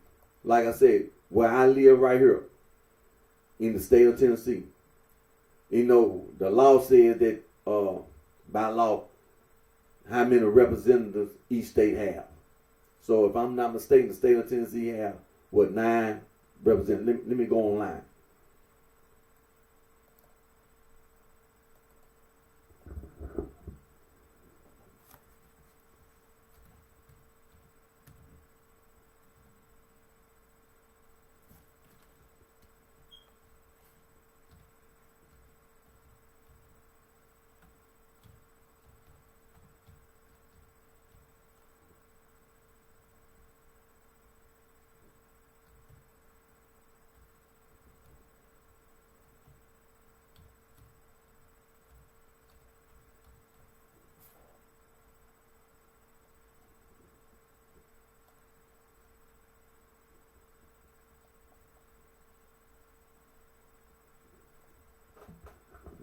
Every state has 2 senators, and the states have no. And as the state of Tennessee had 9, have 9 representatives in Congress.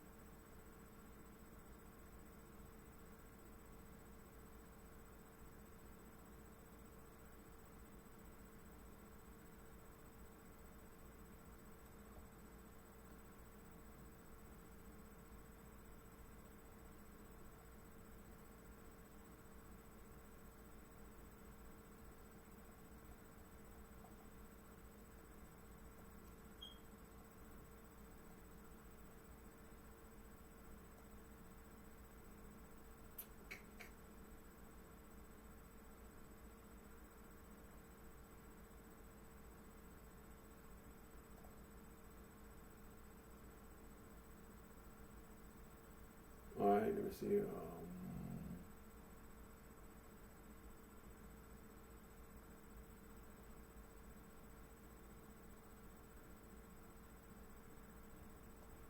Yeah. So Tennessee had 9 representatives. And so these district lines that were drawn. Now, I'm still, you know and I know, all these states, when it comes to these district, so-called district lines, claiming that the state can make the lines. The federal government said, based on representation, how many representatives each state can have. Because, you know, it got to be a certain number based on the United States Constitution. It's a certain number of House of Representatives. Every state has 2 senators. Every state has 2 senators. And when it comes to the House of Representatives, every state has its representative, and based on the United States Supreme Court and you know all that, the Constitution says every state has so they have equal representation in the federal government. So, like I said, the state of Tennessee had 9 representatives. So they talking about they want to redistrict. They want to redraw the lines. They want to redraw lines. Well, like like we just got to talk about, we as African Americans, we ain't had no say in drawing the state of Tennessee line, and we ain't had no say in drawing lines in the state. Like for counties, and then for what we call a city, or a town, or a borough, or whatever. We ain't had no say. We ain't had nothing to do with it. So we ain't even have the right to vote. So when it comes to taxes, this what I've been, we ain't have the right to vote. But whatever, when we were slaves, we ain't have to worry about paying no tax. So once we became free, whatever it was about our taxes, since we were free,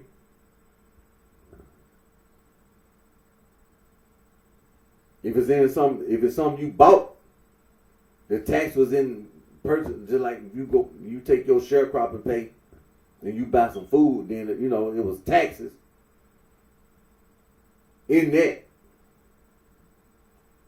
As for property tax, they take property tax. So if you can own property, since we became free, and you had to have somewhere to live, because you had to think about a city or a borough, or a town. That county, they had to raise revenue. In the state also, some states had income tax, some don't. Like the state of Tennessee don't have an income tax. Other states, do. But we ain't had a right, to vote or nothing like that.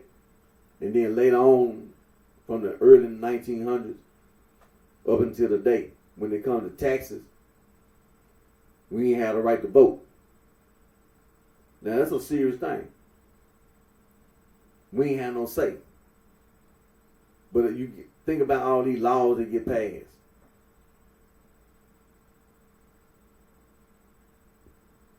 All these different laws get passed. We couldn't even hold office.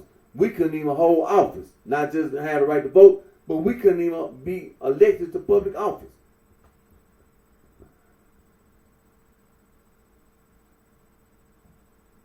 We couldn't even be elected to public office. So when you come talking about a line being drawn, when it comes to education and everything, just like the tax and everything, we couldn't even hold office. So the school board, we couldn't be on it. We ain't had no say. We ain't had no say in nothing. But when it comes to paying taxes, since we live in the city, we live in the county, we live in the state, despite the fact we ain't have the right to vote, we couldn't even hold office.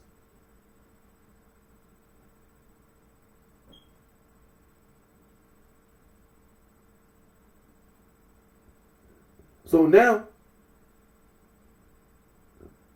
we got the right to vote. Now we get the right to run for office. But where we live, based on where we live in the state, for some apparent reason, we got to draw lines and all this. Well, what I'm gonna say is this: who told you where the line gonna start and where the line gonna end? Because what is the Supreme Court gonna really try to say about a damn line? Because if you're gonna redraw the line, what's fair?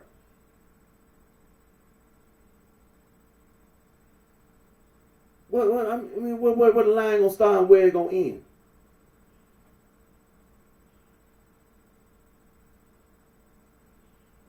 See that right there is gonna be a big problem. Because where the line gonna start at? Where you gonna start the line at?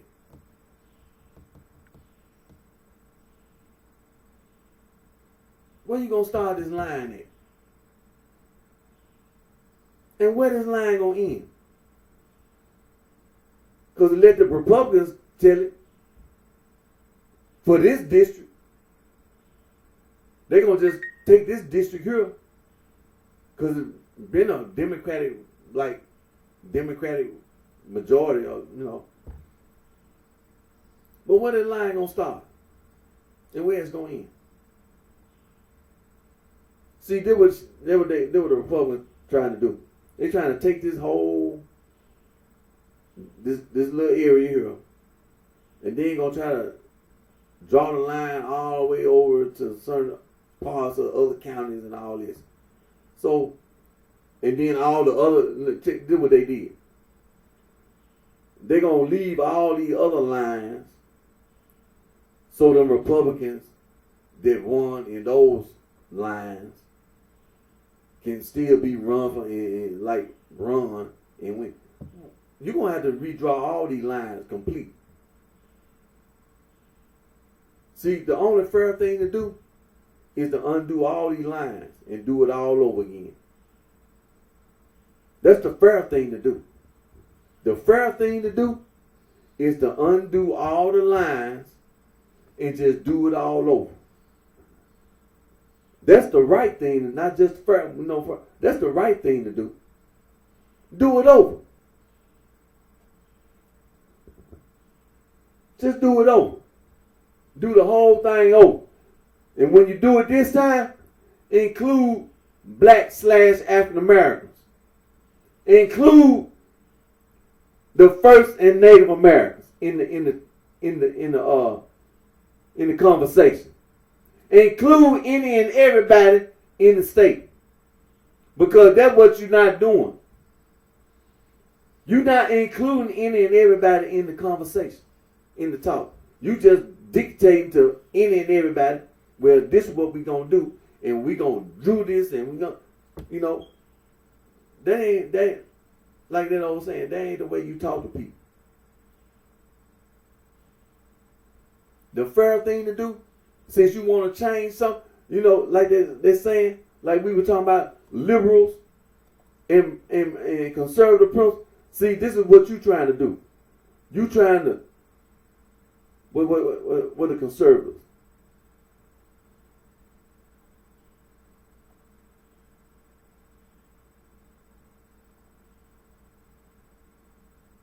The key differences change. Liberals tend to embrace social change and reform, while conservatives prefer to maintain established traditions. The structure. Liberals often seek to correct perceived unfairness in the system, while conservatives often trust the market to distribute resources. Moral focus. Research suggests liberals prioritize care and fairness, while conservatives place high value on laws, authority, and sanctity.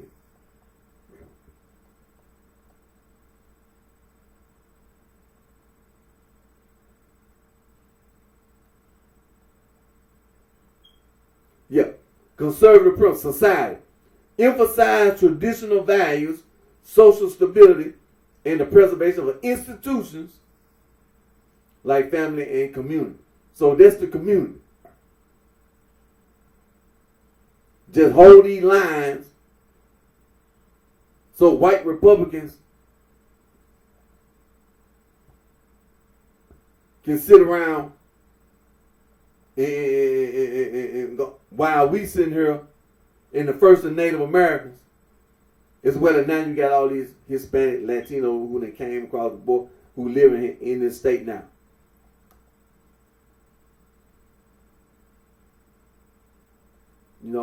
See, the fair thing to do is include everybody. Everybody got a voice in this state and in all states. Because we all taxpayers. We all taxpayers. We all pay taxes. Everybody in this state, in all states, we pay taxes. We pay our damn taxes. The fair thing to do, if you want to draw a line, is everybody have a voice in this state, in all states. That's the fair thing to do. Because what the liberals say, the liberals over the role of government, advocate for active government involvement to solve social problems, provide public services, and reduce inequality.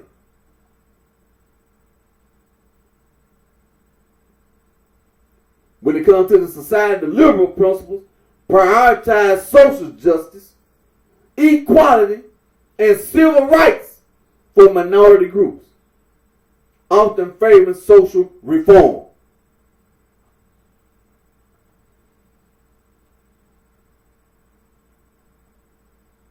See, liberal principles, that's what I agree with.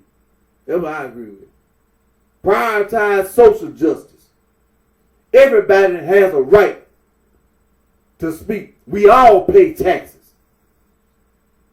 We all tax-paying citizens. So we have a right to have a voice in the government.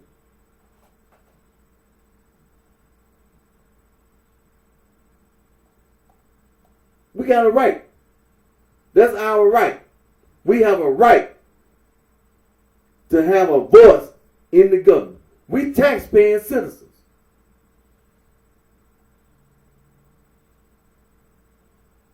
The fair thing to do about a line is everybody come to the table and we have a voice. Everybody have a voice about a line.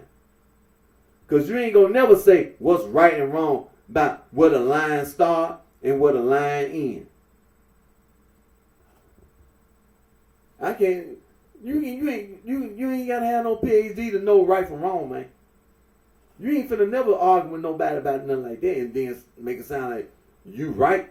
Talking about the line gonna start over here, and then what you mean start over there? Why the line gotta start over there? The line should start over here, and it should end over here. Well, no, the line gonna start.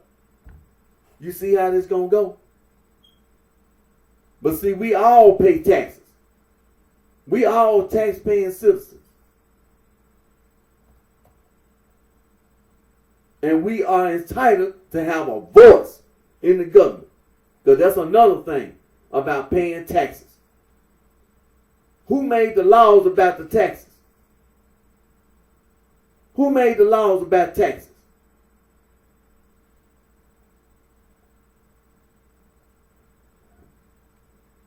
See, we ain't have no voice in the government.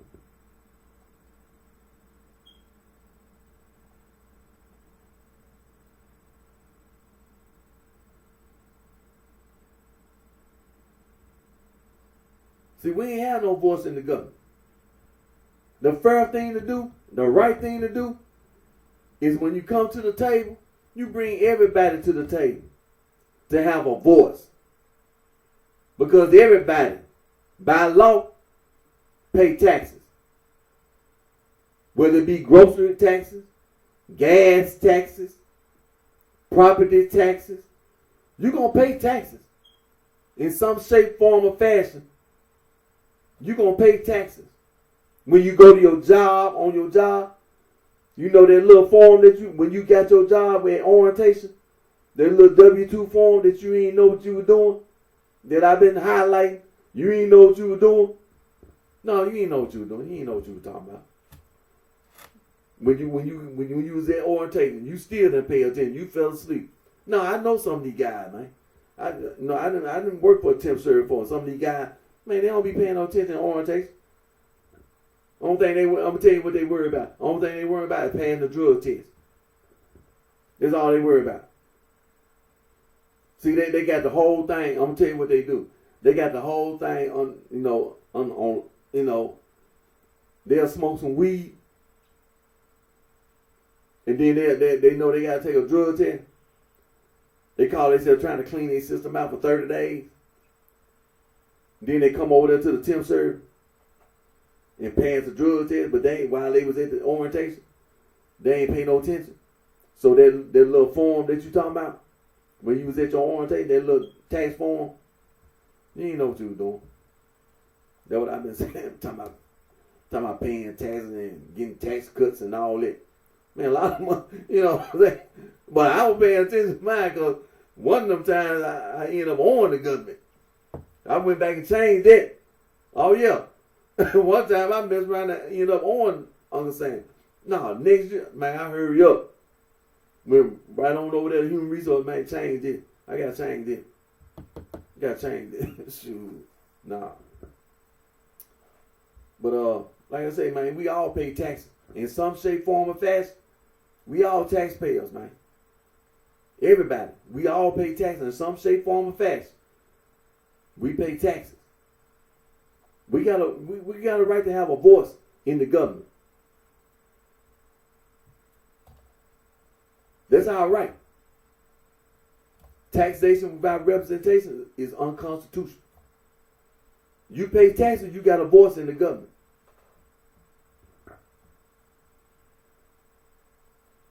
But see, there's one thing about the Democratic Party that I will say, and I applaud the black Democrats for this thing.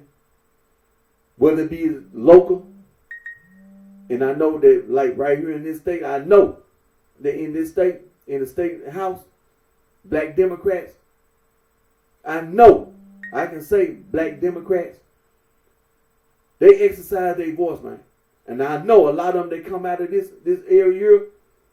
I know that in the state, I know they be there giving a voice for black/African American. I see them.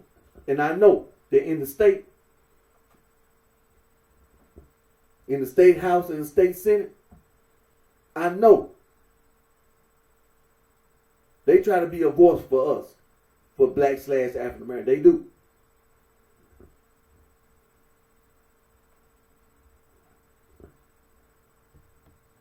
I can say that. And then at the local level, a lot of black/African American local, they try to do their best. Yeah, they do. People try to criticize, but no. A lot of black Democrats, they do. They try to do what's right by us, black/African American.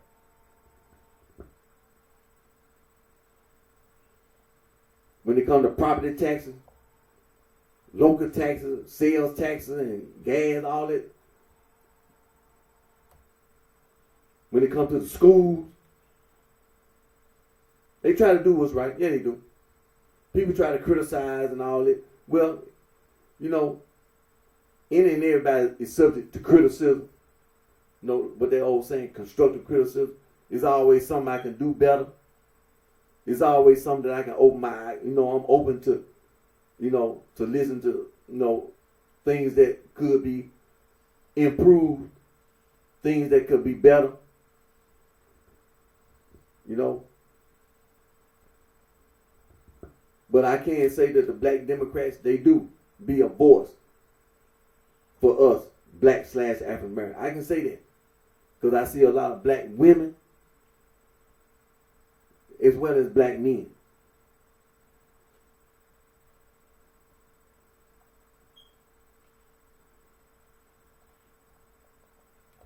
And so, like I said, when it comes to a line,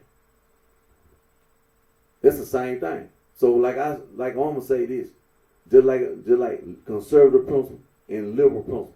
See, the fair thing to do is everybody have a voice, because we all taxpayers. We all pay taxes. We all contributing to the economic growth of the city, local, state, as well as federal. We all contributing. We all contributing by paying our taxes. So we have a voice. So if you want to draw a line, we got a voice in that line. See, in the past we ain't had no voice, but today, this is the time when we speak, we stand up, and we make it clear that whatever line gonna be drawn, we gonna have a voice in it. We taxpayers, man. We pay our taxes. We got a right to have a voice in any and everything that's pertaining to this city, to this county, this state, and this nation. And see, this is what I want to bring up too. This house that I live in. Now, my mom and daddy,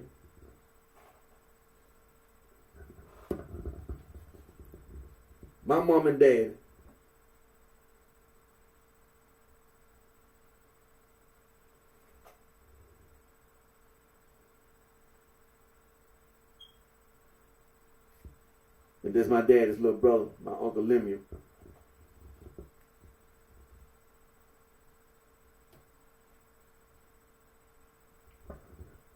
Now, my mom and dad bought this house. I want to say this. Let me bring this up. My dad is an armed, discharged veteran of the United States Army. He served during the Korean War. And by him being an armed discharged veteran, like those benefits the veterans get, like buying a house and stuff like that. You know what I'm saying? Go to the VA and, well, when it comes to this house, now my mom, let me make this clear. My dad is black and my mom black. You know and I know. During that period of time, Jim Crow, you couldn't get no bank loan. You couldn't go to the bank and, fill out an application and get no loan to get no house. Not, like that. No. Now, by my dad being a veteran, an army discharged veteran, that's one of the benefits that many black men and women, because there are a lot of black women who served in the United States military. And one of the benefits that what they call the GI Bill is that veterans, that's the GI Bill, just like you get education stuff, I think that came on later. But one of the things that the GI Bill was that veterans could get loans for home loans. But let me make clear now, during that period of time, like my dad, he ain't served 20 years, he just did his regular, enlistment. He just did his regular time, like 3 or 4 years or whatever, and got out. But he got an honorable discharge. So by him having an honorable discharge, he had veterans benefits. And if I'm not mistaken, one of those veterans benefits that even black men or women, because the GI Bill was a loan for a house. This house, let me make this clear. At the period of time when my mom and dad moved to this house was in 1973. 172, 73. They moved to this house. Because we used to live in North Memphis. On Evergreen. I know when I was, when I was growing up, I know we, lived on Evergreen in a little apartment over there, whatever. But we moved from over there to here. It was white people who were still living in this neighborhood at the time. This is what I want to say about lying. Now, at that time, like I say, that was in 1973. Now, where we moved from in North Memphis. Now, there was some whites who lived, there was a certain part of North Memphis, like the house, the property value was a little bit higher than other parts of North Memphis. Because if you drive to North Memphis, you can tell the style of house. You can look at how the houses were built. And you can tell that there was a time when white people, not black, but white people, because when you look at the way the houses were built, there was a certain style that those houses were built. And then you look at the way blacks live, it was totally different. Like apartments, in some of the houses, wooden houses, made out of wood. Whereas the other houses where whites were, you see bricks. That's what I mean by the difference. You can tell it's something different about this area. It's more affluent. The houses made out of brick. The majority of the houses in certain parts of North Memphis, you see the houses are brick. You go to other parts of North Memphis, like where my grandmama and my granddad, because they lived in North Memphis, over there on Lee Street, they had a house. It was wood. And then when you go up and down the street, the majority of the houses that was in that neighborhood were wood. See, you could tell it was a difference. And so when we moved from North Memphis, well, we was in like this apartment, and so which was in North Memphis on Evergreen, but we left that part, and we left that part of the city and moved to this part of the city, which is called Whitehaven. And so when we moved to Whitehaven, there were white people still living all over Whitehaven. They were still living in it right here in this neighborhood. Matter of fact, the house, everything, it was white people, living in the neighborhood. But they was on their way out though. Man, I'll say, man, in 5 years, man, the majority of whites were gone. They were gone. See, you want to draw a line. See, that's what I don't like about what you be trying to do and what you be trying to say. See, you be trying to make it sound like it's something, like it's something, like what you saying is right. Making these ridiculous claims, like they use certain language. The American people have voted. What you mean American people have voted? Hell, the white people that used to live in this neighborhood, they didn't want to live around blacks. I'm a witness to that. I'm a witness. When I was a little boy, I used to live in North Memphis, 3 and 4 years old. When I moved to this neighborhood in 1973, if I ain't mistaken, 1972, 73, I still wasn't, I was little, because when it came to kindergarten, because of my birthday, I couldn't even start kindergarten. So I know I was still like 4 years old. Finna be 5. I couldn't even start. I had to wait another, But I'm saying I was that young when I moved to this neighborhood. But it were white people who were living in this neighborhood. Them white people didn't want to live around blacks. And you want to talk about a line. They ain't want to live around blacks. But you want to talk about a line in this district. You see how that shit sound? You see how unfair that sound? You don't even want to be, we supposed to be citizens. We supposed to be looked at, like you say, the American people. Well, goddamn it, we weren't even looked at as Americans. See, that's what I don't want no black Democrat to forget. That when my mom and daddy bought this damn house, this house paid for now, it were white people living in Whitehaven. It were white people who used to live in Whitehaven. You can't even see a white person in Whitehaven today. You don't even see white people in Whitehaven nowhere. If you see a white person, you'll see one. Sometimes I'll be riding around, just like the Walmart store up the street. I'm going to show you something. Just like the Walmart street store up here on Elvis Presley. I'm finna show you something. Now you got Elvis Presley, a house, Grayson down. But I'm finna show you something. You don't see a white person nowhere in the neighborhood. Now the Walmart store is up the street, right here on Elvis Presley. Sometimes I'll be at the store, or the Kroger grocery store right up the street. But at the Walmart store, man, sometimes I'll go around. Sometimes you can just go to the store. I go to the store every week. And sometimes you see white people. They don't even live in this part of it. They don't even live here. They don't even live nowhere around here. But they be in the store.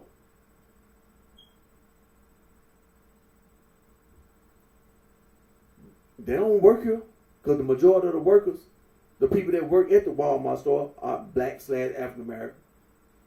Just like at the Kroger store and all the other places around here. But they don't live in this. They don't live nowhere around here. See, this is what I'm. But then you want to talk about drawing a goddamn line. You want to talk about drawing a motherfucking line. So where the line gonna start and where it's gonna end? See, what you hearing people say about a line, it's trying to bring all this stuff all the way over down there up to Nashville somewhere. To try to make it sound like you're trying to outnumber the black majority in this 9th congressional district. See, it's all about numbers. If we get enough white numbers, then we'll have enough. Just enough white people. It's not enough voters, but enough white people. So we got to get enough white people in these other counties so we can be the majority.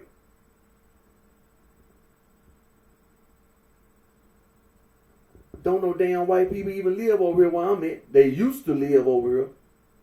They ain't even want to be, you know what I'm saying? And then you got the nerve to talk about a damn line. You got the nerve to talk about a damn line. Well, like I said, man, where you going to start the line and where it's going to end? As far as I'm concerned, just undo all the lines. Do that. That's the fair thing to do. Undo all the goddamn lines. Redo all the lines. Do that. Redo all the lines for the state of Tennessee. Redo all the lines. As far as I'm concerned, I don't want to respect none of the stuff that white people did. And I damn sure don't want to respect nothing you're doing now.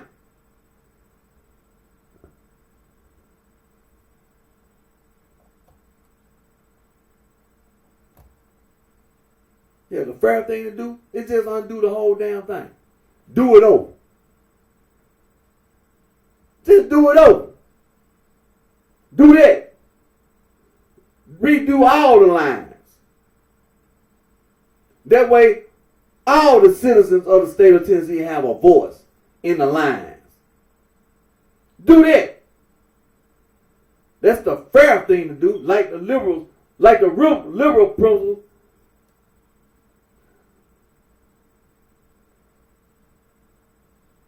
The role of government, advocate for active government involvement to solve social problems, provide public services, and reduce inequality. Reduce inequality. Redo all the damn lines.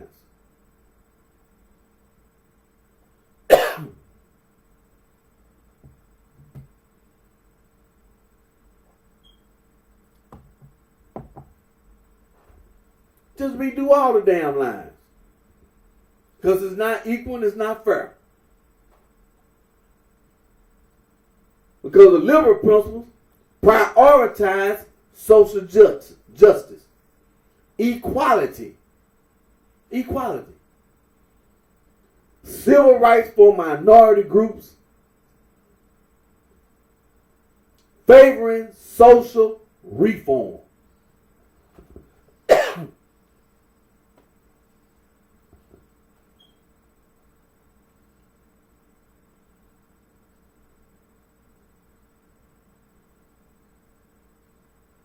When it comes to justice and inequality, liberal principles, reducing systemic inequalities.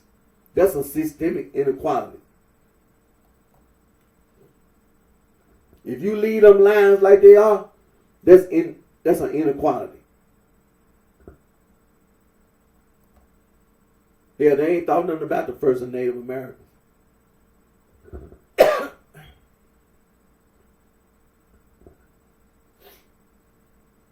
See, it's all about numbers. if we get enough white numbers, all we want to do is get enough white. So when we go to the polls, we have enough white voters. So this so-called district where all these blacks live, all these damn niggers in the 9th district, we will have enough white voters to outnumber them.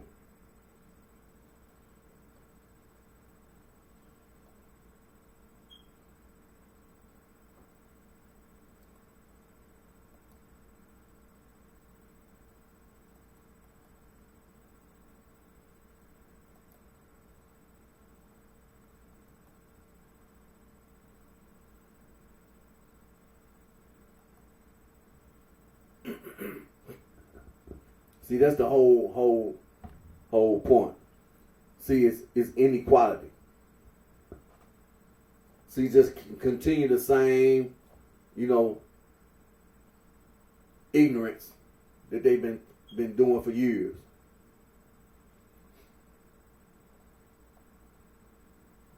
For years. See, just continue, just keep the same, ignorance mentality going. It's all about how many numbers, how many white voters we got, and how many black voters. And so what we'll do to make sure that we keep all the white voters, we outnumber the blacks.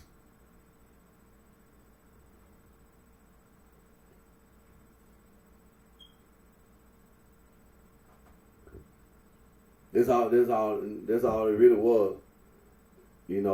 Is to try to keep as many white Republicans,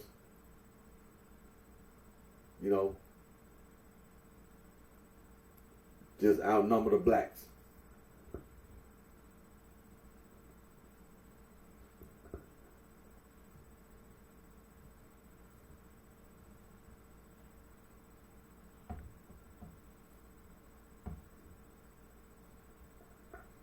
That what the whole thing is all around this country, is to try to outnumber the blacks.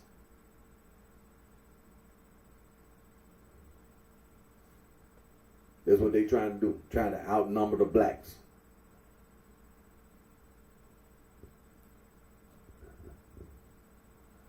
None more, none less, straight to the point. It's all about outnumbering the blacks.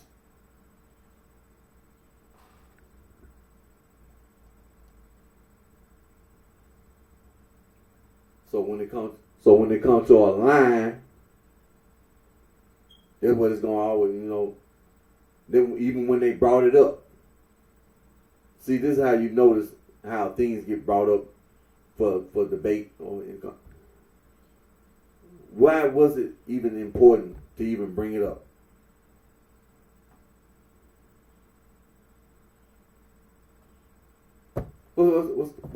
What's the big deal about a line?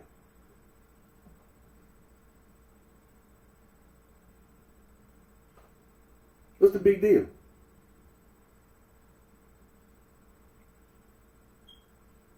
What's the big deal that you gotta, that you gotta try to change, make it sound like you trying to do something right when you're not? See, so you gonna bring something up? What the hell you bring that up for?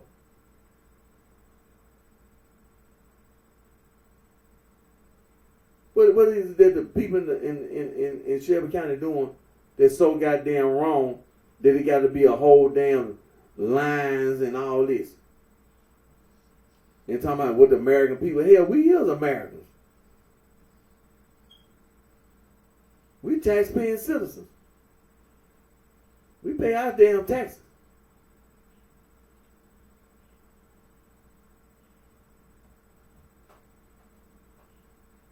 So what was the point of you bringing this up?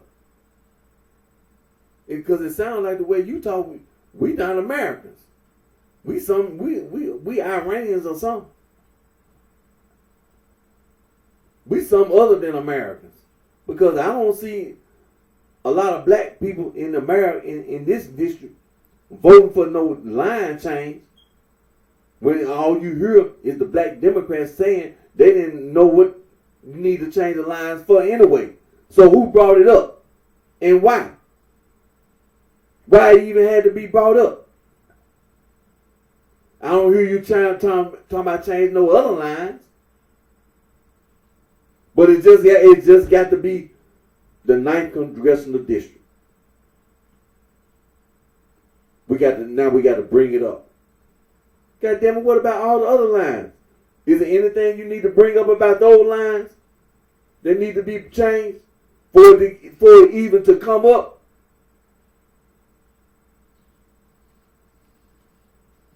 That's the reason why the fair thing to do is to change all the damn lines. Because if it's a problem with the 9th Congressional District, goddamn it, it's a problem with all the lines. And that's nationwide. Because all you doing is just talking about some racism. That's all you doing. You just had to bring up something about a damn line. So what's the problem?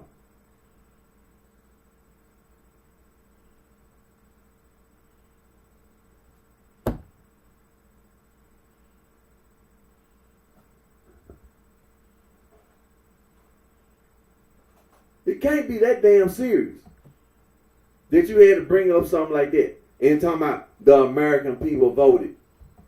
What American people?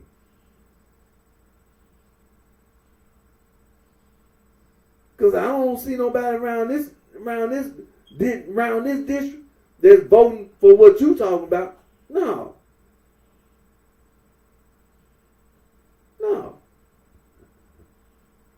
For you to even bring it up. But you ain't bring up nothing about them other lines.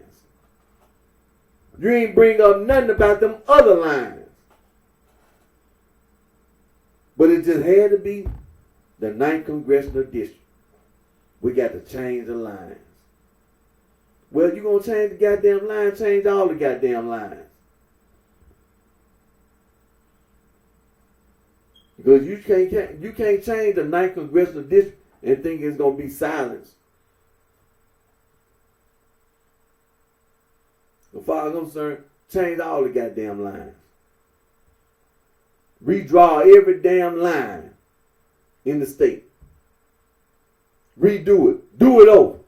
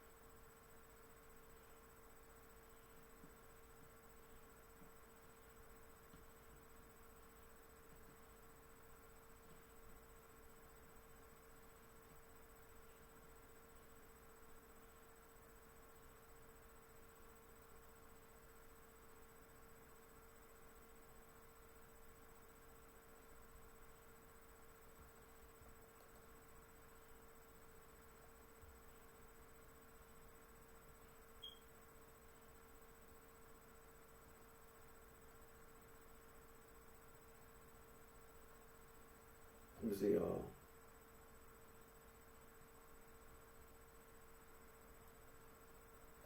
See, when it comes to the liberal principles, liberals prioritize care and fairness.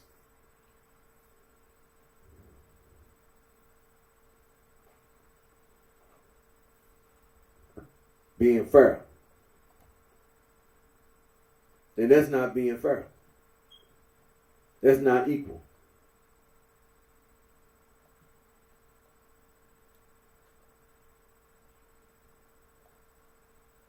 See, like I said, liberal principles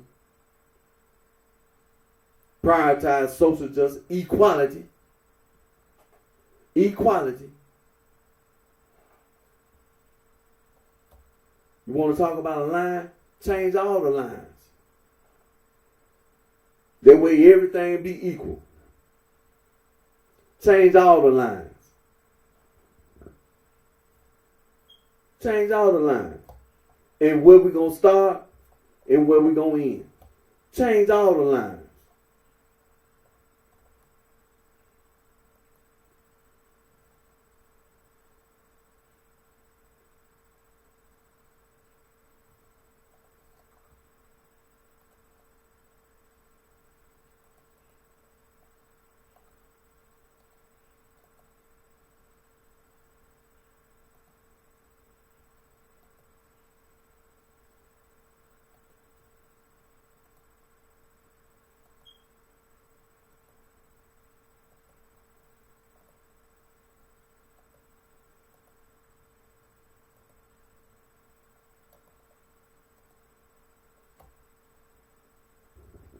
Now, I'm going to get ready to end today's video in a minute, but you know,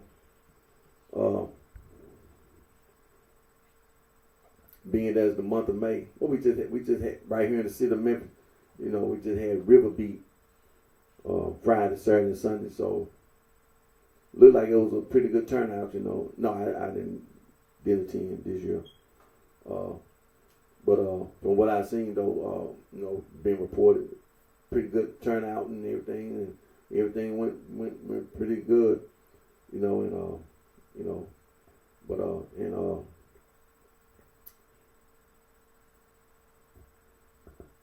I ain't started back on my harmonica, but I do intend to get back to practicing on my harmonica. I've just been trying to get past the weather, you know, because the weather do, you know, have effect on me. And when, you know, soon that temperature get low, man, for some apparent reason, you know, excuse me. So I'm just trying to let the warm weather come, and that way I won't have to deal with all this sickness and getting ill and all that, this cold air. So, but I do, you know, I'm gonna get back to practicing on my harmonica, man, because I ain't trying to miss no opportunity. It ain't like I want to just be, you know, sitting around. No, like I said, you know, there's too many opportunities, you know, because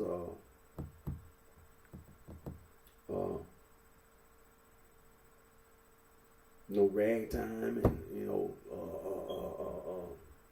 and then you know, jazz and blues is it came from ragtime and things like that, you know, and then around the same time, you know, ragtime was going on. You know, you had vaudeville and things like that. You know, when it comes down to it, man, you know, it's just too many opportunities. You know, jazz and blues, and then the more I practice my harmonica, the better I get. You know, because you got 12-bar blues, 8-bar blues, 16-bar blues, you know. And then you even got this thing called a 32-bar, 32-bar form, you know. And,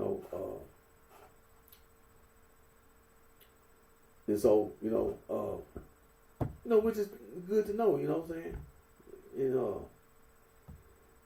in order for you to be able to benefit from opportunity, you have to know things, you know. The more you know, based on what you know, opportunities come. So, you know.